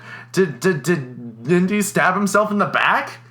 Is he going to be permanently severed for life? Will he ever walk again? So the whole reason they have this big stupid machine is so they can have a car chase in the jungle. Yeah. That doesn't make any sense. It doesn't make any sense. Also, by the way, that truck is moving really slowly, but then and they're driving really fast. All the cars behind them are moving really fast. Doesn't make any sense. I wrote down right here, too far away and too much CG. Basically, what I noticed was especially in this action scene, there's a lot of CG. The entire jungle is CG essentially. There's probably some practical things, but the rest of it was just CG. And it's moving really fast, but we're also really far away from the characters. So I don't feel like I'm in part of the action. I don't feel gripped by it because everything around me is fake, and I'm not close enough to look at the people who are doing the stuff that I should be paying attention to. This whole action scene's garbage. Yeah, it's really bad. It looks like garbage. It isn't very exciting. Yeah. And he has a lame sword fight. Yeah, what the hell? He keeps getting hit in the nuts. So I think you all know what happens, but Mutt, he grabs a vine or something. Yeah. I forgot exactly how he got up there. Yeah. So he gets up into the vines, and we're not sure how, but he does. And he looks at this monkey. And it has the same haircut as Shia LaBeouf. This monkey, too, is also an outcast greaser. Oh, what the hell? And for the first moment in the film, Shia makes makes a connection in his heart. Shia looks in the monkey's eyes and he's like, my son. So the him and the monkey make eye contact, and for the first time, he truly know what it meant to feel love. And this monkey, and all of his other monkey brethren swing on the vines in some. Now the first time I saw this movie, yeah, this is where it lost me. Yeah, because everything before it was kind of weird and stupid, but forgivable. Yeah, this is unforgivable. Yeah. Okay, so they're on this sort of hybrid boat car. Yeah. And although it doesn't actually act as a boat because it's a boat car. She drives it. We'll get to this in a minute. But she drives it off a waterfall. No. You're skipping over the ants. Fine. You're right. You wanted to skip over the ants. No, you're right. I am skipping over the ants. We're skipping over the BDAs, Ty. Yeah, the BDAs. The big damn ants. That's what Indy calls them. Yeah, that's what Indy calls them. Yeah, and also this is my least favorite part. I just like this probably just as much as the monkeys because the ants are all super CG. What do they look like? I had this program on my computer when I was a kid. Oh my god. And it was this. Was it Bugdom? I don't remember what it was. But it was just it was your desktop, but little ants would crawl out and they would crawl across your screen. What? Yeah, it was awesome.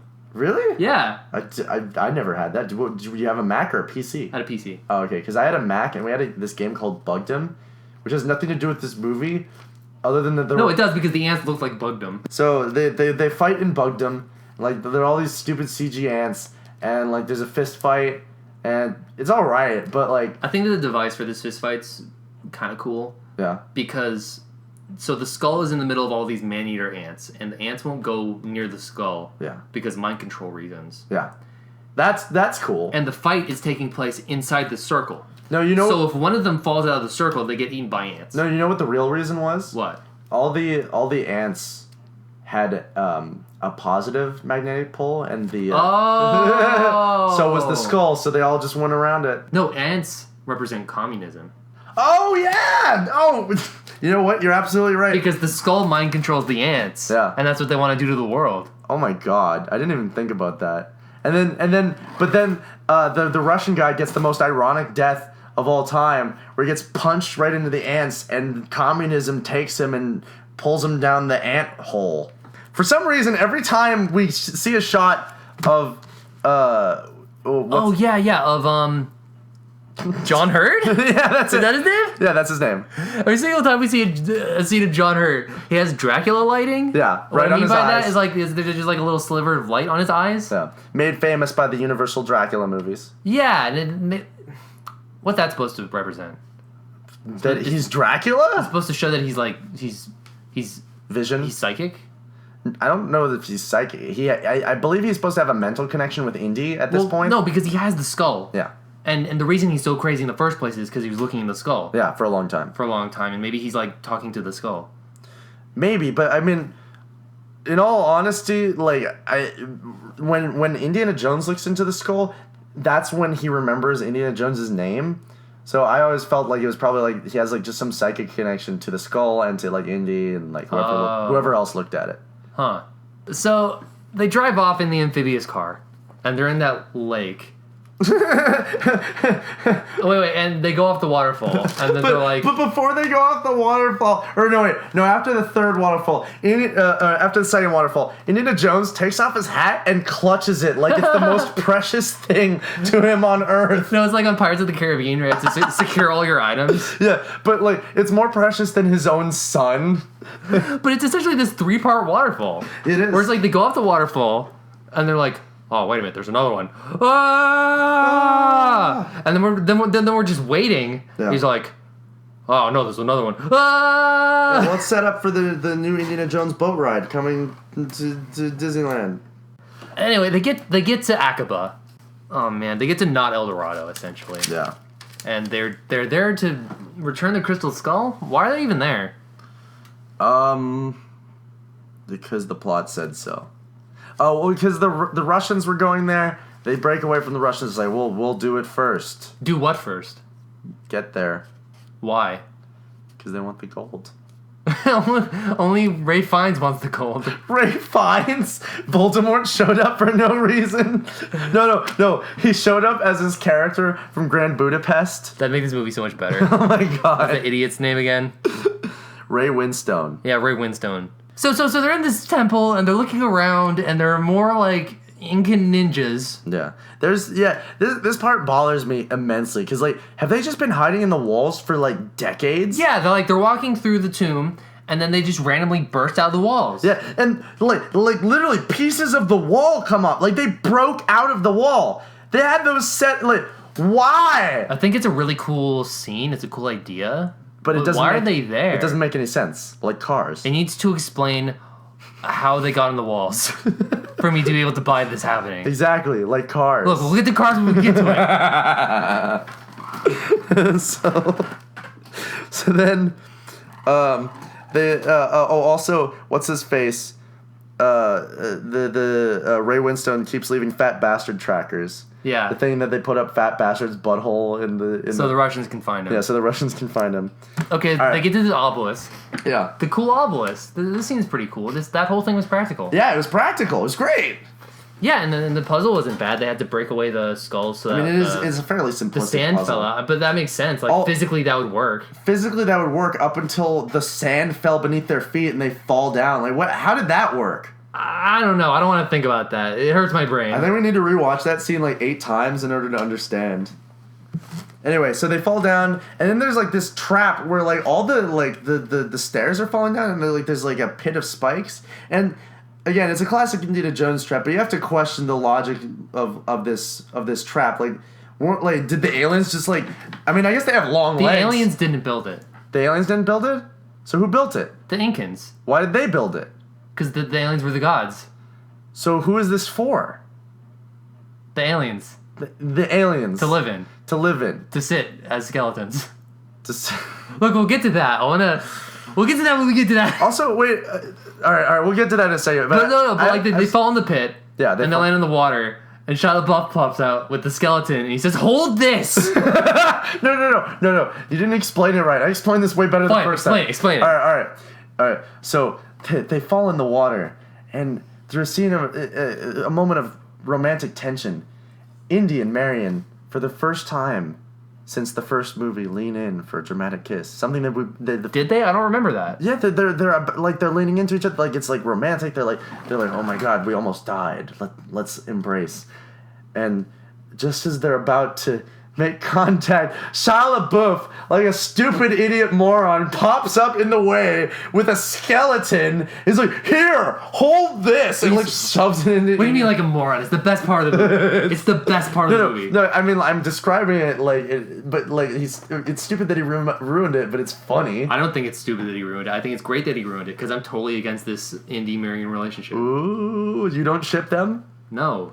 I ship Indy and that hot Nazi lady. You'd rather him be with that stupid Nazi woman? She's not. She's the best indie girl. She is the best indie girl. I give you that. But also, she's extremely stupid because she's like, I think I can reach it. I almost have it. And like Indy's like, no, let it go. No, but Indy almost became her. It's true. It's the dramatic moment of the movie. Indiana. We're just gonna keep referencing that scene. Because that scene is so good. Okay, after that we get the Russians. They're coming up to the thing, and we cut to a bunch of dead Native American bodies. Oh yeah, all right, this is where the movie gets super dark, but they never reference it again. They killed all of them. The Russians just genocide this isolated population of Incans. Yeah, they're all dead. They could have been the last Incans. Yeah, they're all dead. They're all dead. Because of bullets. Russians. This movie has genocide, and they just glances over it. Yeah, you really gloss it over because it's like really you see all of their corpses and like they just walk by them and then it just cuts away. They never reference it again. We never see the bodies. Oh, now we have the national treasure. Yeah. So then they walk into this room, and then it's really weird because. That one weird side character, Riley, shows up and he's like, look, guys, stairs. They have a green beard guy. It's just a really weird green beard man. I'm pretty sure this is special for some reason. The treasure in here looks just like the national treasure. Also, by the way, can I just say the whole stairs thing makes sense because they were like running down like those awful stairs that were like coming in. And like they fell off of him, so if Riley had been there to be like, "Hey guys, look, stairs," it would have like totally made sense. But this treasure confuses me, and let's talk about the aliens for a moment. Yeah, this treasure confuses me because it's treasure from all over the world. Yes, from like Egypt and China and all this stuff, and it's here. Why is it there? Because the aliens' most precious thing was knowledge. Knowledge was the gold. Knowledge was the gold, even though there was actual gold. But like, why are the aliens there in the first place? Because national treasure. Because they're looking at the pictographs on the walls, and it depicts aliens giving humans technology. Yeah. So like, aliens are gods, so and so, ancient alien theory. Okay. Yeah. I don't know. This just doesn't make a lot of sense in the context of the movie. It doesn't make a lot of sense in the context of Indiana Jones just in general, but definitely not in the context of the movie. Why are the aliens on this planet? Yeah. Why do they have all this treasure from around the world? Yeah. Why are they 13 different alien skeletons, but one of them doesn't have a head, and if you put the head on, they all come together to make one alien? Yeah. Also, who like crystallized their bodies? Like you know how they're all. No, I got the impression that their bodies were just crystal. They're just their skeletons are. So just they crystal. all simultaneously died on these pedestals. No, but why? Why are they skeletons on these pedestals, and why is one of their head missing? Yeah. How did the head go missing?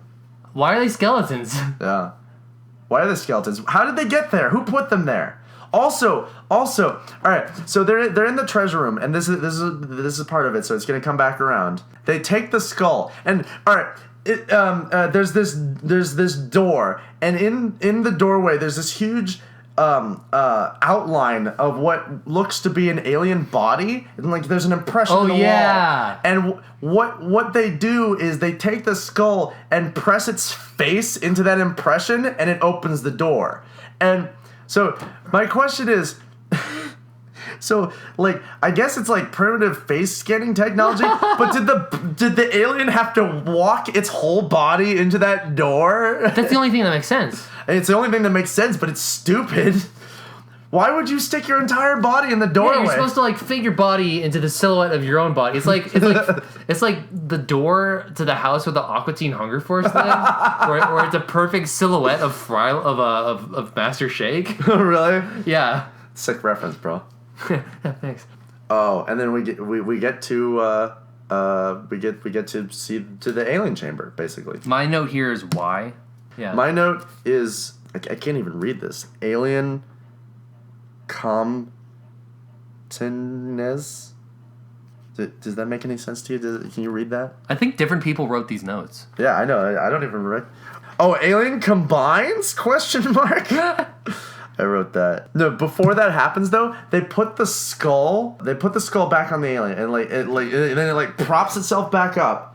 And the greatest thing in this movie happens where she's like, I want all the knowledge, and then the skeleton turns and looks at her, and the impression I got was the alien was going oh yeah, looking directly at her. Oh yeah? You want all the knowledge? I'll give it to you. I'll give it to you. And so then the alien, the room starts spinning around, and the alien, every single bit of the skeleton combines and starts turning into flesh. I'll give them credit. It kind of looks cool. It's an interesting idea. It's stupid. It's stupid in the context. Here's what I hate. Russian ladies oh, beam me all the knowledge, and they start doing it, and she's all the knowledge. And then it turns into a stupid CGI alien. Yeah. My problem with CGI creatures is they have no sense of personal space. Yeah. And they get right up He just gets right up into the camera. I'm like, could you not do that? Yeah. I'm trying to watch a movie here, and you're just making me feel really uncomfortable. it was really funny. He gets really close to her and starts looking angry at her, and she's like, my brain, make it stop. Her eyes are flaming like Belloc in the Raiders. I think that was totally a reference. And then she explodes. Yeah, no. She bursts into dust as she goes "Ah!" and gets sucked up into the spaceship. So now we're finally at the end of this stupid ass movie. Yeah. The aliens fly away. I mean, were they just waiting there for someone to return the skull so they can go home? I guess so. Why did they leave? Well, and by they, do you mean just the one alien? The one alien that is talking also about the giant ants, Ty? The one alien that is also 13 aliens. Look, we're going to be here asking questions all day about these aliens, what their motivation is. I want to talk about the best part of the movie. Yeah. Okay. So, Indy, Marion, Ox, Is it the part where Ray Winstone dies? No, I glanced over that because I just don't care about him. Don't worry, I'm going to be all right. No, you're not. You're going to be in another dimension dead. We'll get I want to talk about the UFO flies away. Yeah. And it looks really cool though. It's actually really well done. Where the alien flies away, and then this river opens up and covers everything up, and it's oh wow, that actually worked itself out. They thought that through. Yeah, that's pretty cool. Yeah. But what I'm talking about is they're sitting on top of the temple. Yeah. And Indy, Marion, Ox, and Shia LaBeouf. Yeah. They're all there, and Indy's let's just wait here. Because it's gonna be dark soon. Yeah. So we don't want to travel in the jungle at night. Yeah. And then Shia LaBeouf's like, "No, I can do it. You guys want to come with me?" And then Indy's like, "Well, yeah. Why don't you say, Mutt?" And Mutt's like, "Why didn't you?" And then and then they all laugh, and it's I think he was serious. Indy, no, that's a really intense line. Yeah. That's really that's really dark. Again, like the genocide of the Incas. We just gloss over this. They just kind of laugh it off, you're a neglectful father. All right, but no, there's a part of this scene where the spaceship flies off and is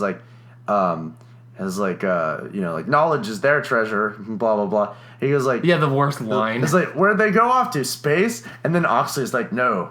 The space in between spaces. And I was what the fuck does that mean? And then because earlier he said that they were interdimensional. Yeah. So what Ty told me, which I guess is canon with this movie, is that they're from a different dimension. Yeah.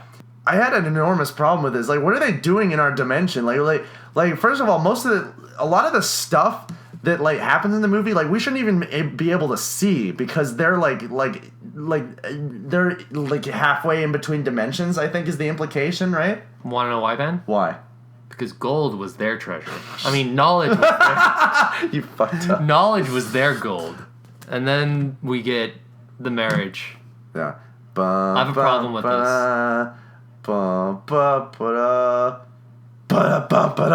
I don't think Marion is the love of Indy's life.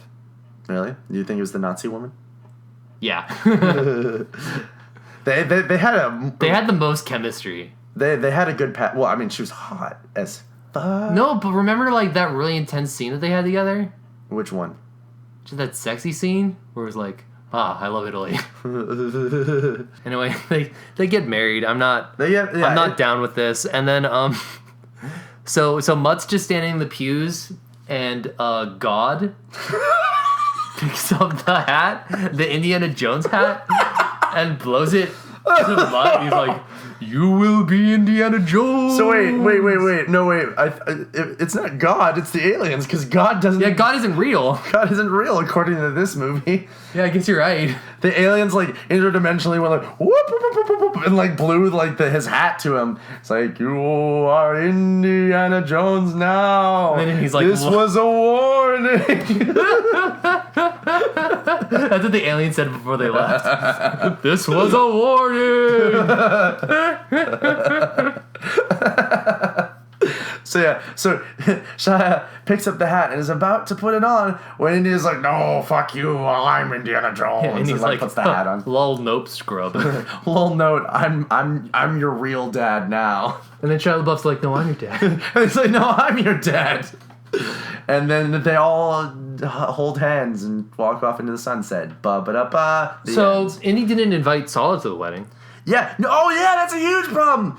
So Sala isn't there. Short Round isn't there. That Nazi woman isn't there. Like she died. Yeah, but her Force Ghost wasn't there. Yeah, there should have been a Force Ghost, the Belloc, the Nazi woman, and I don't know who else. Someone else. Henry Jones. Kate Capshaw. Is that her name? She's the annoying girl from the second Indiana Jones. No. She's in Jedi Hell. She's in Jedi Hell. See, you don't even like her in that movie. No one likes her. So the movie's over. Yeah. Is there anything else you want to say about it? Again, like you've said, he doesn't take any risks. Like, you say it better than I do. I think he does it too much. Like he plays it too safe. Yeah, he plays it really safe. Like, the only risk in this movie was nuking the fridge, and that was a bad idea. I think he should have gone in a different direction. Yeah. Like, this is an older Indiana Jones. I think he's going to have, like, a different kind of adventure. Yeah.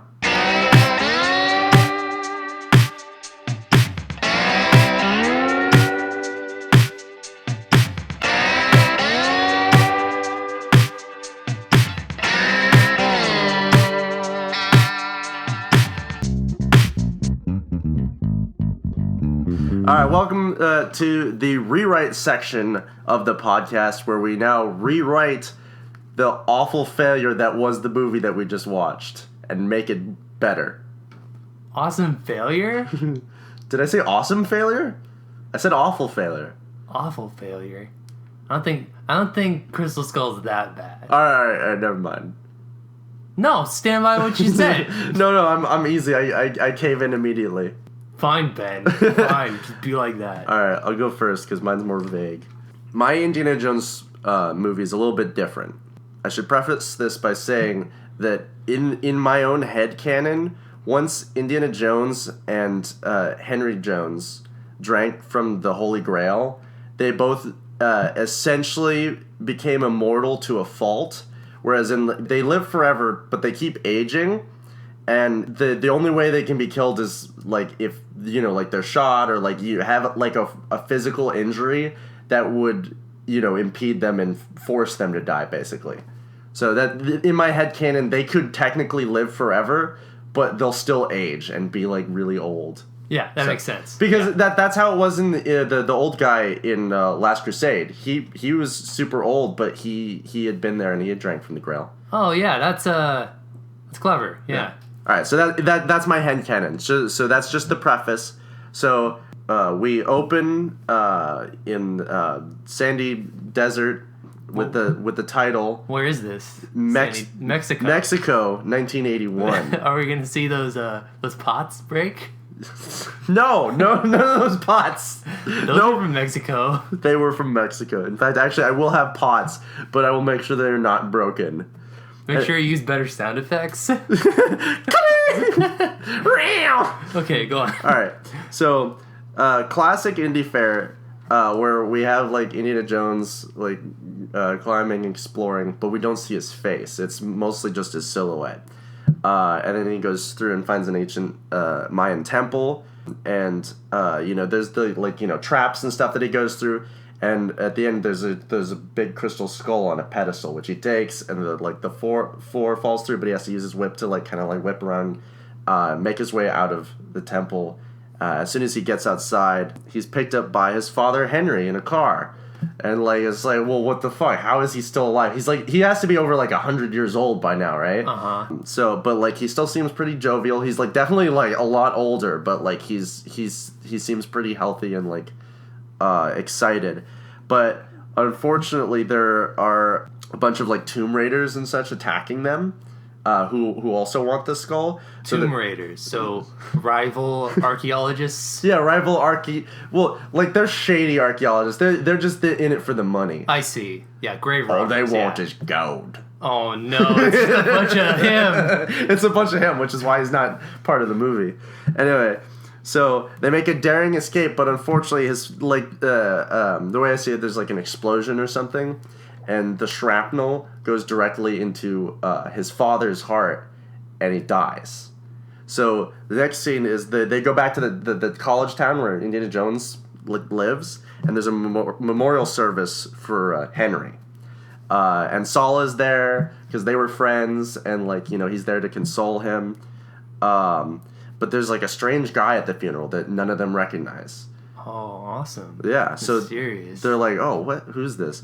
So they go back home, and he's having drinks with Sala, examining the skull, and then someone shows up, the same person, stranger, shows up, knocks at the door. They open the door, he introduces himself, it's Mutt, his son, and he's been looking for his dad for, like, a couple of years now, and, like, you know, he figured it was time to finally meet him. So, he shows up, introduces himself, but, like, you know, Indiana Jones, like, since he just lost his father, is really kind of, like, you know, taken aback and not, like, too keen on getting to, like, really interpersonal with him. And he talks about how he's going to retire to Florida. Like, he's leaving, and he's going off to retire to Florida. And, Mutt has done some research, so he knows a little bit about his father. And that seems kind of confusing to him because he's an adventurer, and he'd been adventuring until about like 20 minutes ago. Then we get the classic Indy travel sequence, you know, da da da da, like with the line. Florida? Yeah, to Florida. That's funny. Wait, I have a couple questions. Yeah. Is it still 1958? No, 1981. Oh, 1981? Yeah, remember? Mutt is a full-grown adult. Oh my god. So like it's pretty crazy.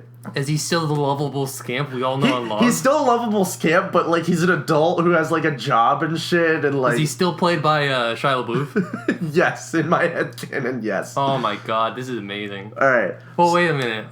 Do we know the name of this mysterious man yet? Yeah, Mutt. But he said, wait a minute, this mysterious man. Okay, I was just confused because I didn't imagine him as Mutt first. I was like, oh, he's probably like has a scar or something. It's probably like really cool.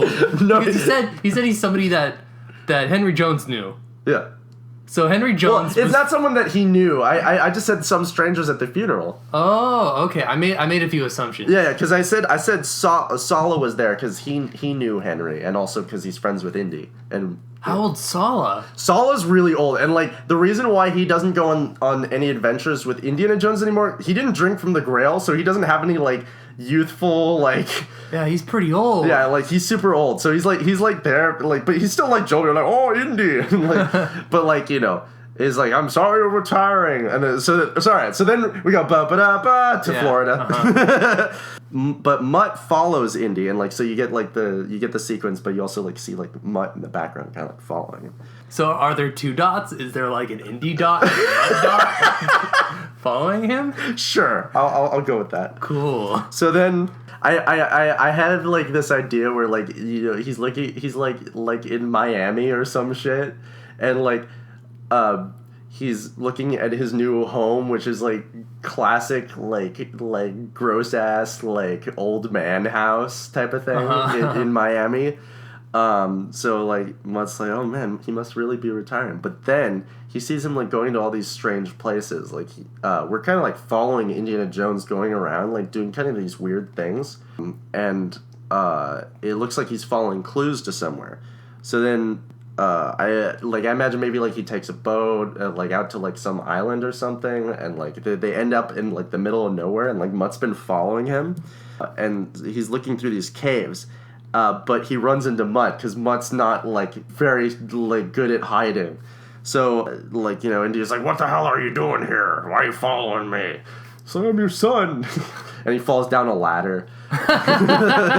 Yes. Anyway, but they're attacked before, like, you know, Indy can, like, tell them off. And, like, these mysterious figures, like, attack them and, like scare them off. So, Indy calls in for backup because he's always prepared for any situation. And guess who comes in for backup? Who? Short Round. Short Round. Short Round shows up on a boat and like they get in and they go back to Indy's house and like Short Round's there as like, you know, like his friend, because I figure like Short Round like maybe like because he's probably like a little bit up. He's probably like in his 40s or 50s, right? So I figure like he's hanging out in Florida running a casino or something. All right, so he picks them up. They go back to the house. It's revealed that Indiana Jones is actually looking for the Fountain of Youth. So he can have his cake and eat it too. Yeah, exactly. He can be immortal and still be super hot Harrison Ford, not old Harrison Ford. Yeah, well, like, it's I'm still not quite sure of like what the effects would be of the Fountain of Youth, like, because I figure it's just he wants it as a precaution because like there's no way to get the Grail back. So what he wants is like kind of a way to secure that he's gonna like he'll be able to keep living, like keep adventuring, basically. He wants to prolong his life as long as he can because he's scared. He just lost his dad. And then Mutt's like, what about the skull? Like, what was the point of that? But like Indy's like, I've been examining it. It looks like a fake. Like that, I don't think it's real.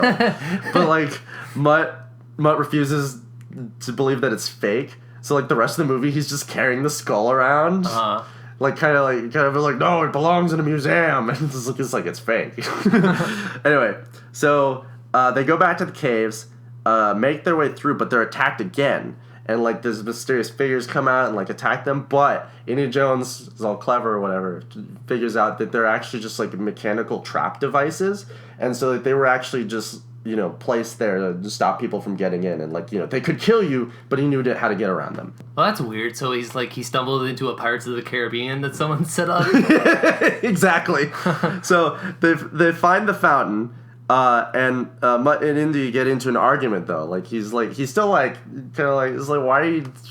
First of all, why do you want the Fountain of Youth? Secondly, well, what about this fucking skull? And so they get into a fight, and but they accidentally drop the skull into the fountain, and like all this weird shit happens, and it resurrects this weird like mysterious alien like monster thing. Like you're not sure what it is, but like it's something, and like it attacks them, so they have to kill it, and so like they kill this weird monster. And he's just like no one knows what to believe anymore at this point, basically. So like there's not really any proof anymore that there was a crystal skull, even, because now there's just an alien corpse of some kind. So Indy's is like, all right, let's just leave. I don't need this anymore. And Mutt's like, well, but we came all this way. Don't you want to drink from the Fountain of Youth? He's like, you know what? No one's meant to live forever. So what he does, what basically the end of it implies, is that he goes off and goes on adventures with his son, just like he did with his dad at the beginning of the movie. Oh, awesome. So it's just a nice little ending. At the end, does he say, knowledge was there?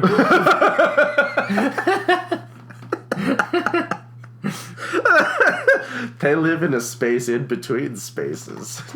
So let's talk about your story. Yes. I really like your sort of non-conventional, almost sort of postmodern, sort of John Hughesian approach to an Indiana Jones movie. It does take place in the 80s. Like, it makes sense since, you know, we're going to be working with an older Harrison Ford on this. Yeah. So it makes sense for it to be about, you know, age and dying. Yeah.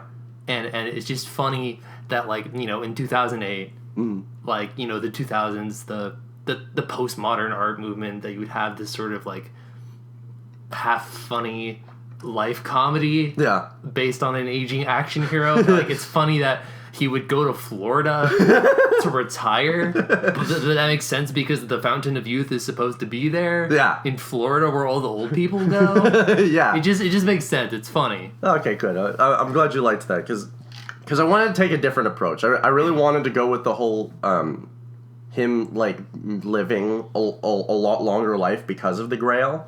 But a huge theme that I like dealing with when it comes to like action stars and like just like huge franchises is that at some point you have to let them die. There's like if you keep it going forever, it gets annoying. Like my biggest one is Pirates of the Caribbean, because they keep killing characters and then bringing them back, so it just means nothing when they die. So the part of writing that came from that, which is why like one of the first things I did was kill Henry, because like there's no way you're not gonna bring him back. He needed to die, basically. I did kind of a similar thing. Yeah. With Henry and with the theme of age. Yeah. But I like that we both included Henry, at least in the first act. Yeah, exactly. Because we want to see him. Yeah, you want to see him, right? Like Sean Connery is right that people are going to be disappointed he can't go on the adventure. Just have him but die in the first act. Yeah, exactly. Like at least he's there. You like make a reference to him, but he doesn't like have to be there the whole movie. Yeah. Anyway, so with that, let's hear your perfect rewrite. My perfect rewrite. You see, here at Revisionist Incorporated, we take strives to push the boundaries of storytelling. My last story. Oh, I just remembered. I thought of a great title for your movie. Oh, yeah? Indiana Jones and the Quest for Forever. I love it. You love it? Yeah, that's what it's called. Awesome. All right. Do you have a name for yours? Yeah. But wait, I want to preface a little bit. Oh, okay, cool. Go ahead. So my story last time was a little vague. Okay. And my approach this time was to be more detailed and to make the story a little longer, which I did. Okay. So, yeah, we're still experimenting with like the length and how we tell these stories. So we'll see how this flies on radio. So I have two titles for my story. Okay. Indiana Jones Returns. Okay. Or Indiana Jones and the Land of the Dead. Ooh. Well, the second title is definitely more, has more meat on it. So A little more evocative. plus, like, when you're naming these things, you kind of have to go off of like 30s B movie reel type of adventure stories. So that works. Anyway, I'd like to hear the story, and then we can decide what we'll call it. So I just kind of sat down and started writing, and this is what happened. Not making excuses for myself, because we're Cinema Titans and everything we do is right. Yeah, everything, literally, we write a draft and it's perfect. We never rewrite. But I want everyone to know what my approach was. Okay. 1945, Germany. Open on a secret castle fortress embedded in the snowy alpine mountainside. Inside the fortress, in a dark chamber filled with occult relics and symbols, a ritual with hooded figures is about to take place. Ooh. One of the figures steps forward into a swastika-shaped sigil in the center of the room and removes his cloak. He's revealed to be a high-ranking SS officer, and he begins to monologue to his disciples that now, in the final moments of the war, the Third Reich is on the brink of collapsing. But with the Spear of Destiny, the holy lance used to pierce the side of Christ in their possession, they can use it as an ultimate weapon to turn the tide of the war. Oh my god. A ritual begins to assemble the fragmented pieces of the spear. A sacrifice of blood is required to give the lance its full power. Dr. Henry Jones Sr. and Salah... Okay, this is Salah's full name. I looked it up. Oh, you looked it up? Yeah. Salah Mohammed Faisal El Kahir. He has a great name. Yeah, nice. Are brought to the sacrificial altar. So wait, is this Henry Jones Jr. or the... Senior, I put senior. Oh, okay, so it's it's his dad. Yeah, pay attention, God. All right, I was just making sure. They say something along the lines of, "Where's Indy when you need him?" and then one of them breaks a pot. Well, didn't Henry Jones Senior do that? He broke a pot on Indy's head. Yeah. And he's like, "Oh, it's a fake." Just as the dagger is about to be plunged into their chest, a whip lashes out from one of the hooded figures, knocking away the dagger to reveal Indiana Jones. Whoa! An older Short Round reveals himself as well, and the two rescue the older men. I love how we both put Short Round in this movie. Short Round's awesome. Yeah, right? We need more Short Round. How old is Short around here? Because this is 1940. Older. He's like a mid-20s, I guess. Okay, fair enough. It's been about 10 years since Doom, Temple of Doom. Is he being played by Mickey Rooney, like in like Asian makeup? Yes. Do you know about that? Yeah, I know about that. Still needing a sacrifice, the SS officer instead kills one of his own men for the blood offering, and the lance is made whole once more. Oh my god. He shoots a laser beam out of the lance at Jones and pals. Whoa! Blowing a hole in the side of the castle. Indy manages to whip the spear from his hands and throws it to Jones Sr. Indy and pals hold off the Nazis while Jones Sr. performs the rites to destroy the lance. Just as he begins to finish the ritual, he is shot by the SS officer. Oh! Indy punches the officer out of the hole in the wall. Indy makes an attempt to rescue his dad. Jones Sr. insists that since the rites were interrupted, the lance is gonna blow the whole fortress apart! What? And that if any of them are going to escape alive, he had to stay behind and contain it for as long as he can. He tells Indy to let it go. The team escape without Jones Sr., and the fortress explodes in the distance. Wow. Shit, so he failed to get his, the thing and his dad died. Yeah. Shit. None of them are going to go to a museum now. I don't think they're going to have a corpse to bury. No. Sad. This is really sad. Alright. 1958. Algeria. Oh. Open on a bustling North African city. In a cantina, we see Mutt in the midst of a high-stakes gambling match with Algerian rebels. Nice. Mutt is confident that he has the winning hand, but ends up being sorely mistaken. Having bet more than he has, Mutt is left in a tight spot. As the angry gamblers gather around him, Mutt pulls out his butterfly knife. He intimidates the gamblers for a spell with a few tricks until they notice it's a butterfly comb, and he slicks his hair back. Mutt flips the table and makes a run for it. He dashes out and tries to hide in the bustling market streets, causing all sorts of ruckus. During this chase scene, we find out Mutt is afraid of cats. What? It's carrying on the tradition because we find out that Jones Sr. is afraid of rats. Yeah. Jones is afraid of snakes. Mm-hmm. And Mutt's name is Mutt, so he's afraid of cats. Alright, I'll buy it. I was hoping it would be things that only rhyme with each other. Rats, cats. As the chase goes on, he runs into a battalion of French soldiers who see the rebels. A firefight ensues, with Mutt caught in the crossfire. Leaping out from behind one of the stands of the bazaar, a man grabs Mutt and pulls him out of the fray into an alley. It turns out to be Sala. Yay! Yay! Demanding what the foolish boy was doing. Sala takes him to another canteen across town. Mutt tells him over a drink that years ago, when he was very young, his mother died of pneumonia, and having never met his father, was left in the care of his grandfather's close friend and student, Professor Harold Oxley. I love that you killed off Marion. Like, it's like, no, they will not be married. Yeah, we don't need to talk to her. Mutt was raised by Oxley and ended up being a pretty smart kid, but being an orphan and a bookish type, he became a bit of a loner. He would later abandon the academic pursuits in favor of a more greaser rebel persona because of this. Oxley had recently died, and having no other family to speak of, Mutt was left with instructions from Oxley to find his old college buddy, Indiana Jones, with a special package. Sala says Jones is a friend of his, but no one has seen him for years. He might even be dead. Seeing that the kid has nowhere else to turn and seeing something of Jones in Mutt, he decides to help him find Indy. Later that evening, they go to the medieval-era dig site that Sala is excavating. The site is a Moorish ruin that is rumored to have a stash of hidden treasure there by Vatican spies.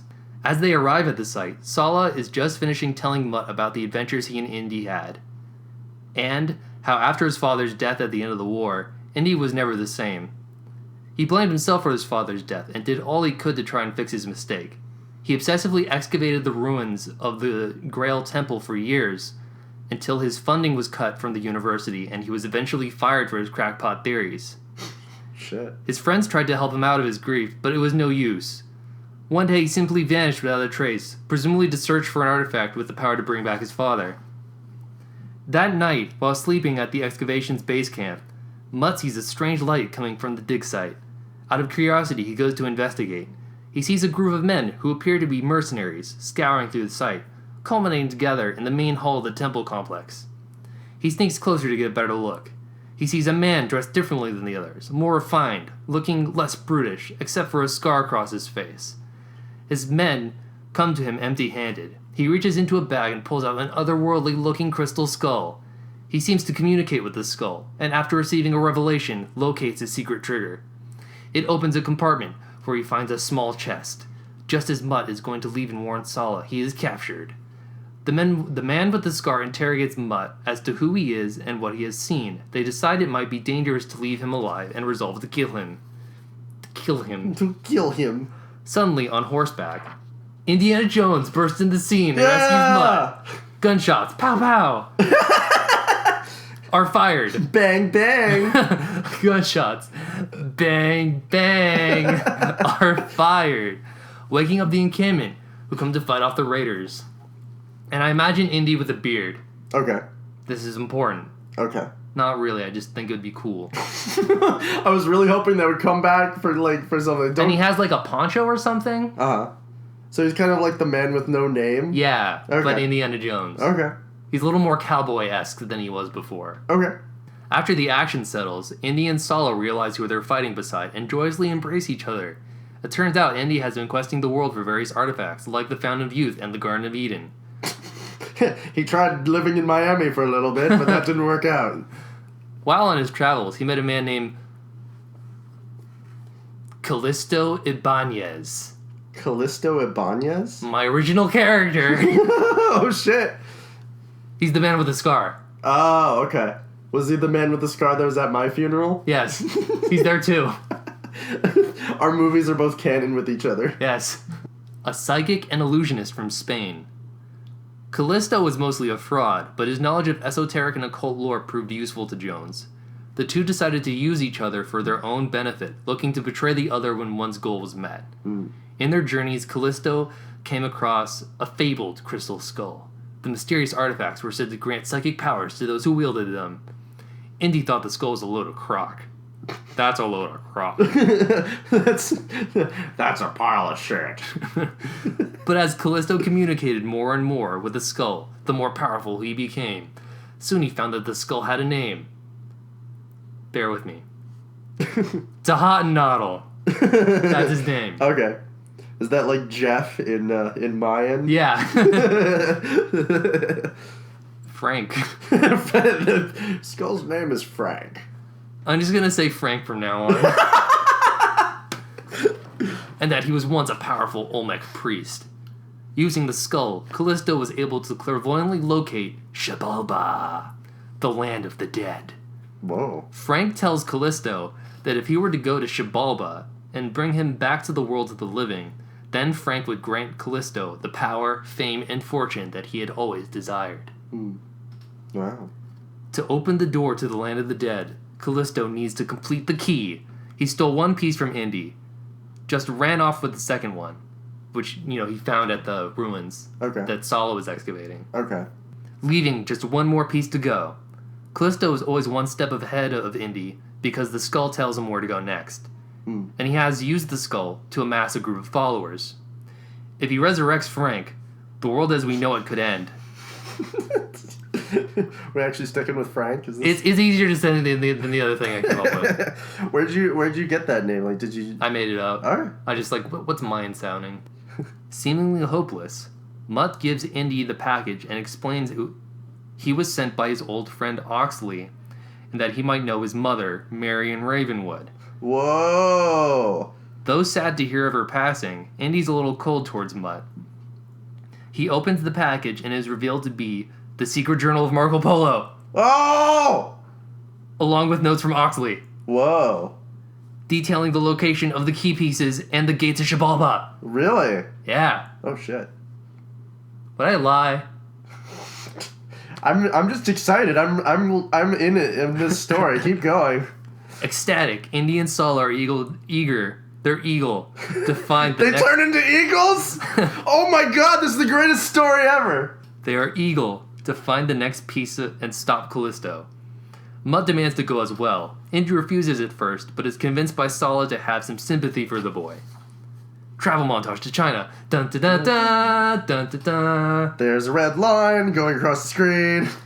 This is where I began to realize I was being pretty detailed, so I just started to paraphrase from now on. Okay. The next piece of the key is hidden in the Forbidden City. Indy thinks it will be a cakewalk, but he doesn't realize that China's changed a lot since he's last been there, and become more of a police state. Sala says that Indy knows who he has to talk to get in. Indy's reluctant at first, but agrees. They go to a coal mine to find Short Round. Yeah! Short Round's pissed off to see Indy and punches him in the face. What? Why? He is mad at Indy for abandoning his friends so suddenly just to show back up when he needs something. Whoa, that's good. Indy apologizes, but Short Round still does not completely forgive him. He agrees to help only if they help him leave the country. I think he's still mad that he cheats at poker. And he's mad at Indy because he cheats at poker. They agree and break into the palace and steal the key piece. As they are there, Callisto and his men show up at the exact same time. Surprised to see Indy's beat him there for a change, Callisto makes an attempt to kill Indy and pals. Oh. As Indy and pals make their escape, Callisto is held up instead by the Chinese officials. Indy helps Short Round out of the country. Short Round's grateful and happy to have seen Indy one more time, but still can't trust him. They go their separate ways. Oh. Now in Mongolia. And he immediately died of dysentery. Now in a Mongolian lodge, Indy is thinking of a way to get back the other two pieces of the key from Callisto. Mutt disagrees and say that the next course of action is to destroy the piece they have so the Callisto will never get his hands on it. Mutt questions Indy's... Mutt Eagle. They were all eagles. Why didn't they just fly to Mordor? Oh, God. Mutt questions Indy's motivation, stating that he is doing all this so he can use the key for himself to bring his father back from the dead.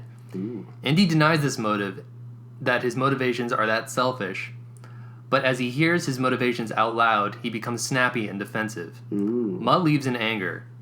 Indy realizes his mistake and admits to Sala that what Mutt said was indeed his intention. Ooh. Sala says that he sees a lot of Indy in Mutt, and considering who his mother is, thinks that Mutt might be his son. Indy agrees. Hang on.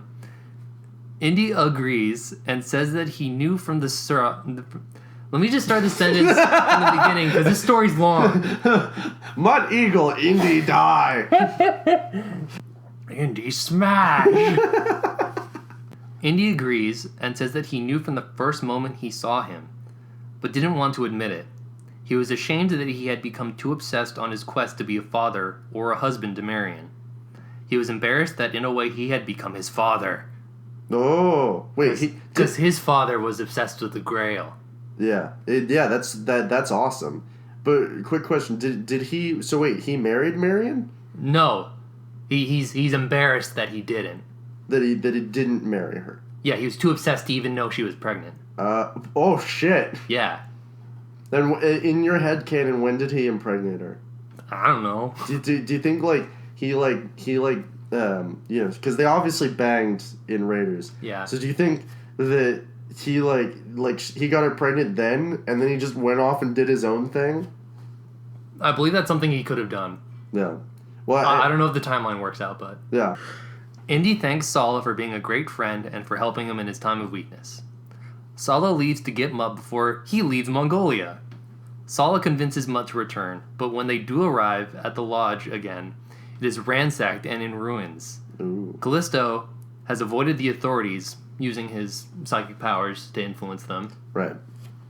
And kidnapped Jones, Oh! taking the key with him. Callisto has all pieces of the key. And Mutt still has the journal, though. So he's confident that with the journal, they can intercept Callisto and save Indy. Mutt and Sala travel to Brazil, not knowing if Indy is alive or dead. They use their combined knowledge of history to decode the journal and find out where Callisto might be headed. In the jungles of the Amazon, Callisto and his men have set up a camp to depart for the gates of Xibalba in the morning. Mm. Callisto has kept Indy alive until now so that he will be the first to witness Callisto's victory and that Indy will be the first subjugated by his power. I was really hoping they would get there and Indy was just dead. It's just like, yeah, I killed him. Like, it's like watching it. It's like, I killed him half an hour ago. I would have done that, But this movie's called Indiana Jones, damn it. Yeah. All seems lost, but he notices one of Callisto's henchmen looks familiar. He looks like an eagle. It's Short Round in disguise. What? Short Round's there? Yeah. Short Round winks at him, and Indy plays along. When no one was looking, Short Round frees Indy from his bindings, and the two make a daring escape. Short Round says that he saw Callisto's men head for where they were staying in Mongolia. He infiltrated them in case Indy needed a man on the inside. Paid off. Oh, shit. As they escape from the forest, oh, okay, you really need to stick with me here. Okay. Because, like, I need something between here and what happens next. Okay. I was really tired. Oh, so God. Stick with me. All right, go ahead. As they escape through the forest, Indy and Short Round run afoul of an astral projection of Frank. What? Yeah. Garbed as an Olmec warrior with a jaguar cosmic beast aspect. So it's like a ethereal jaguar. Okay. Like, you know what I'm saying? Yeah, no, I know what you're saying. Like a force ghost. I'm just gonna go. Hang on. I'm just kidding. I'm just harassing you. Go ahead. No, I think it's kind of weird. Well, look, I resurrected an alien being in my script. That's like something where I'm like, I want something better there, but I'm still like, you know, Jaguar cosmic beast. Yeah, all right. So rewrite it. Yeah, Frank was in my script too. Yes. What are you talking about? I don't do rewrites. Yeah, one draft and I'm done. They could call us the One Drafters. Call us the Draft Dodgers. That's our corporate baseball team. The Draft Dodgers. Using teamwork and awesome fighting skills, Indy and Short Round defeat Frank, but end up being subdued by the Cosmic Jaguar. Real quick. This is the last time we're gonna interrupt, but does Short Round reveal himself by like pulling out a flame, burning Indy, and going, "I love you, Indy." Yeah. Okay. And he's like, "Oh, I'm sorry. It's just a reflex."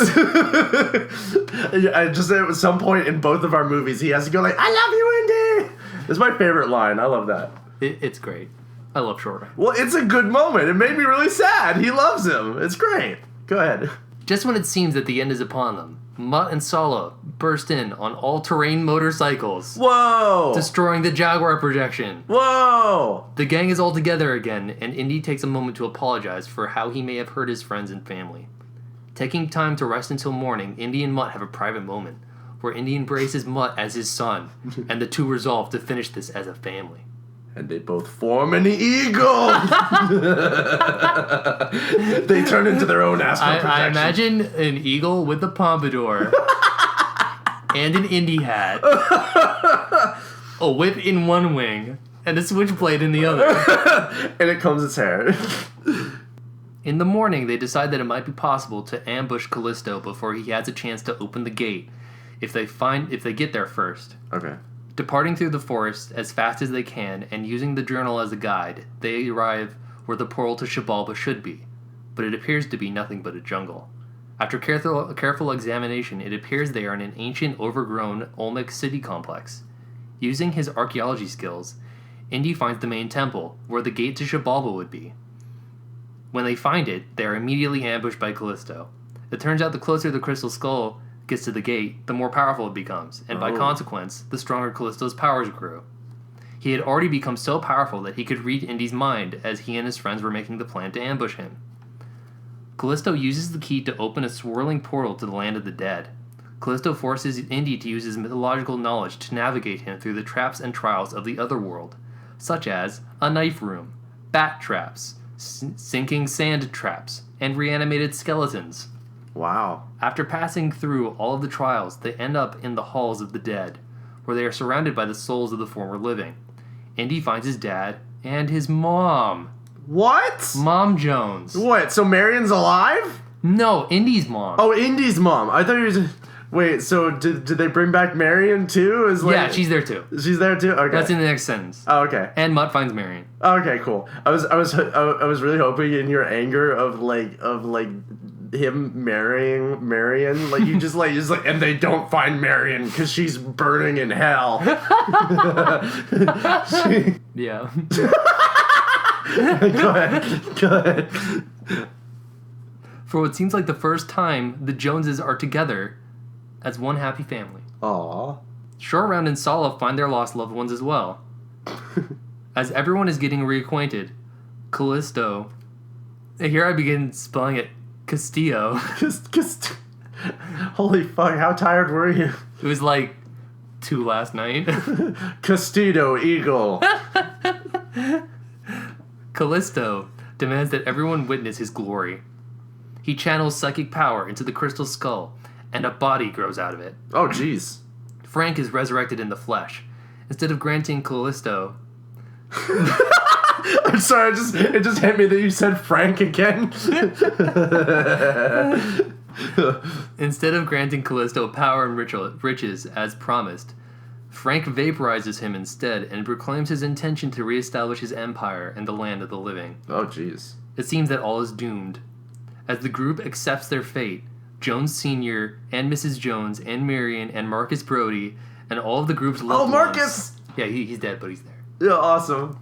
And all of the group's loved ones and ancestors going back into history drag Frank into the deepest possible parts of the afterlife to remain forever. Where Marion already is. Yeah. Wow. Shit, dude. So they don't get anyone back. No. Oh. That's sad. I mean, like, it's noble death, though, so it's good. Yeah. The group say their last... Well, like, they drag him down, but then they come back up to say goodbye. Oh, really? Yeah. It was like, bye!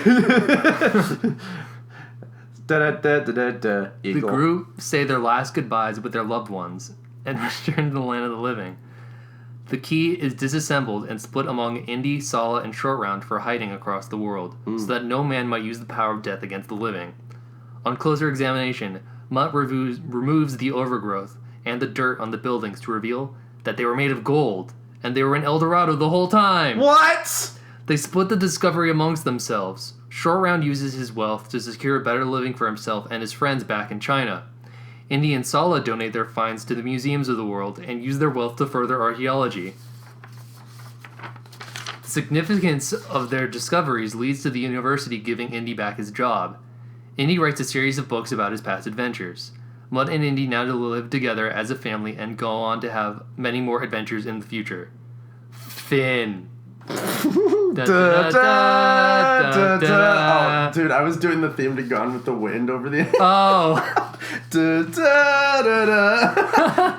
No, dude, that was awesome. All right, you talk about my story. I'm going to talk about your story. Yeah. So, what I think is cool... First of all, what I think is really weird is, like, there are a lot of, like, weird similarities in our stories. I like what we're... Just to pat ourselves on the back, I like what we're doing so far. Yeah. And that we both make efforts to try to write stories that are different from each other. Yeah. But we always seem to have things in common. Yeah. Well, I mean, like, I feel like we're such good friends that we actually have, like, a lot of just, like, things in common that will just...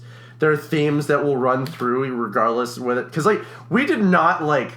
on the first script, we kind of, like, coordinated a little bit. We talked a little bit about our stories to each other. This one, we didn't really talk about our stories. Like, we gave, like... when we... Like, a couple weeks ago...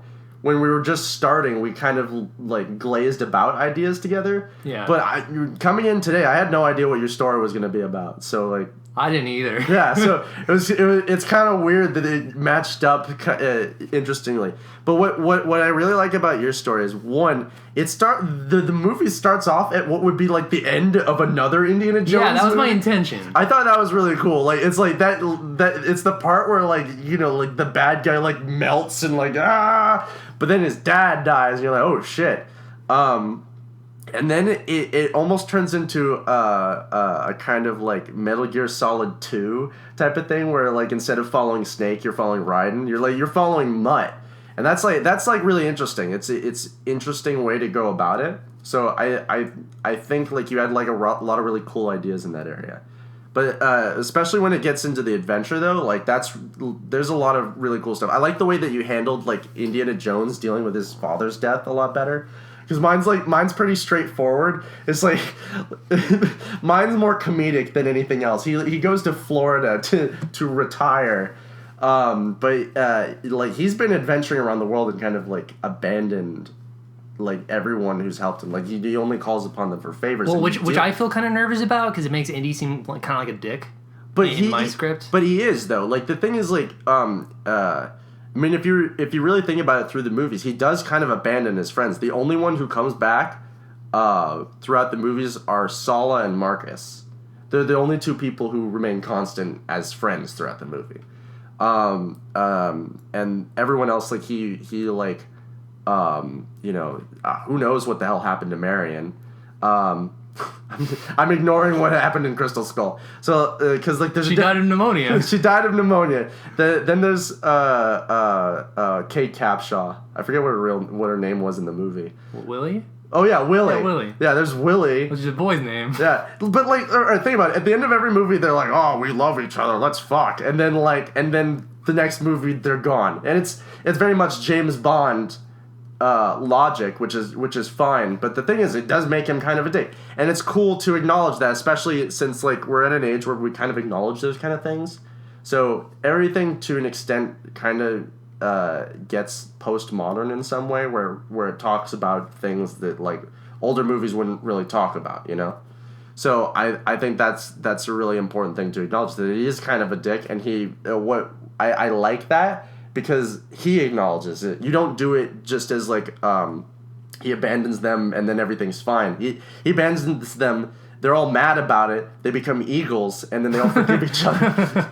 No, but like he feels remorse, and he makes up for it.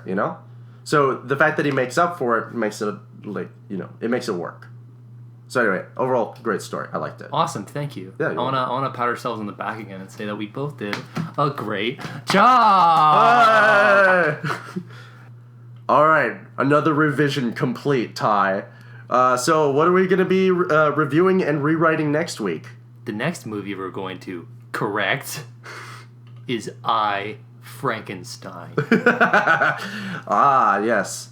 The horror classic. Starring Harvey Dent. Oh, what? Really? It has him in it? Yeah, it has oh god. Hollywood actor Harvey Dent. All right. So next week we will be reviewing I, Frankenstein. I will be there. And so will I.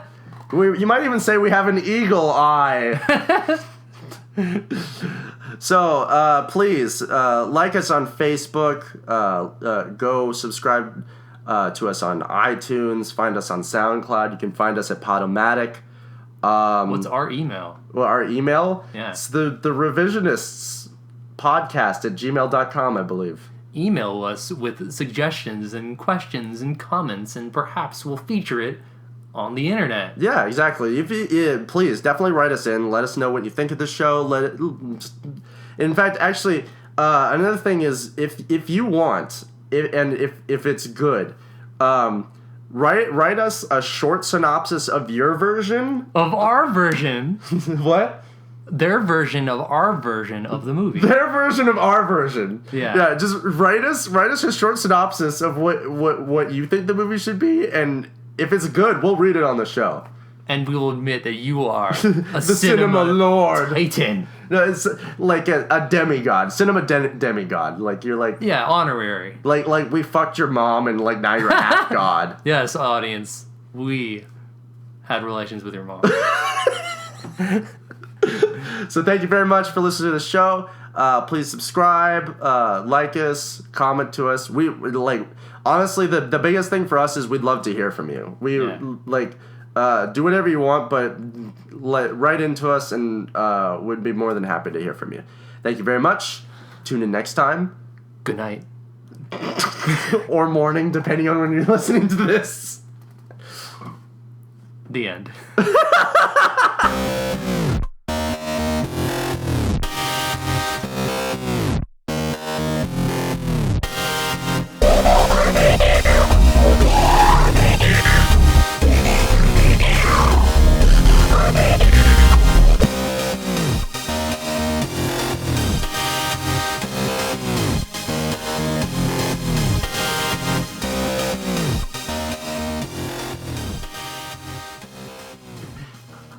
So Indiana Boner, huh?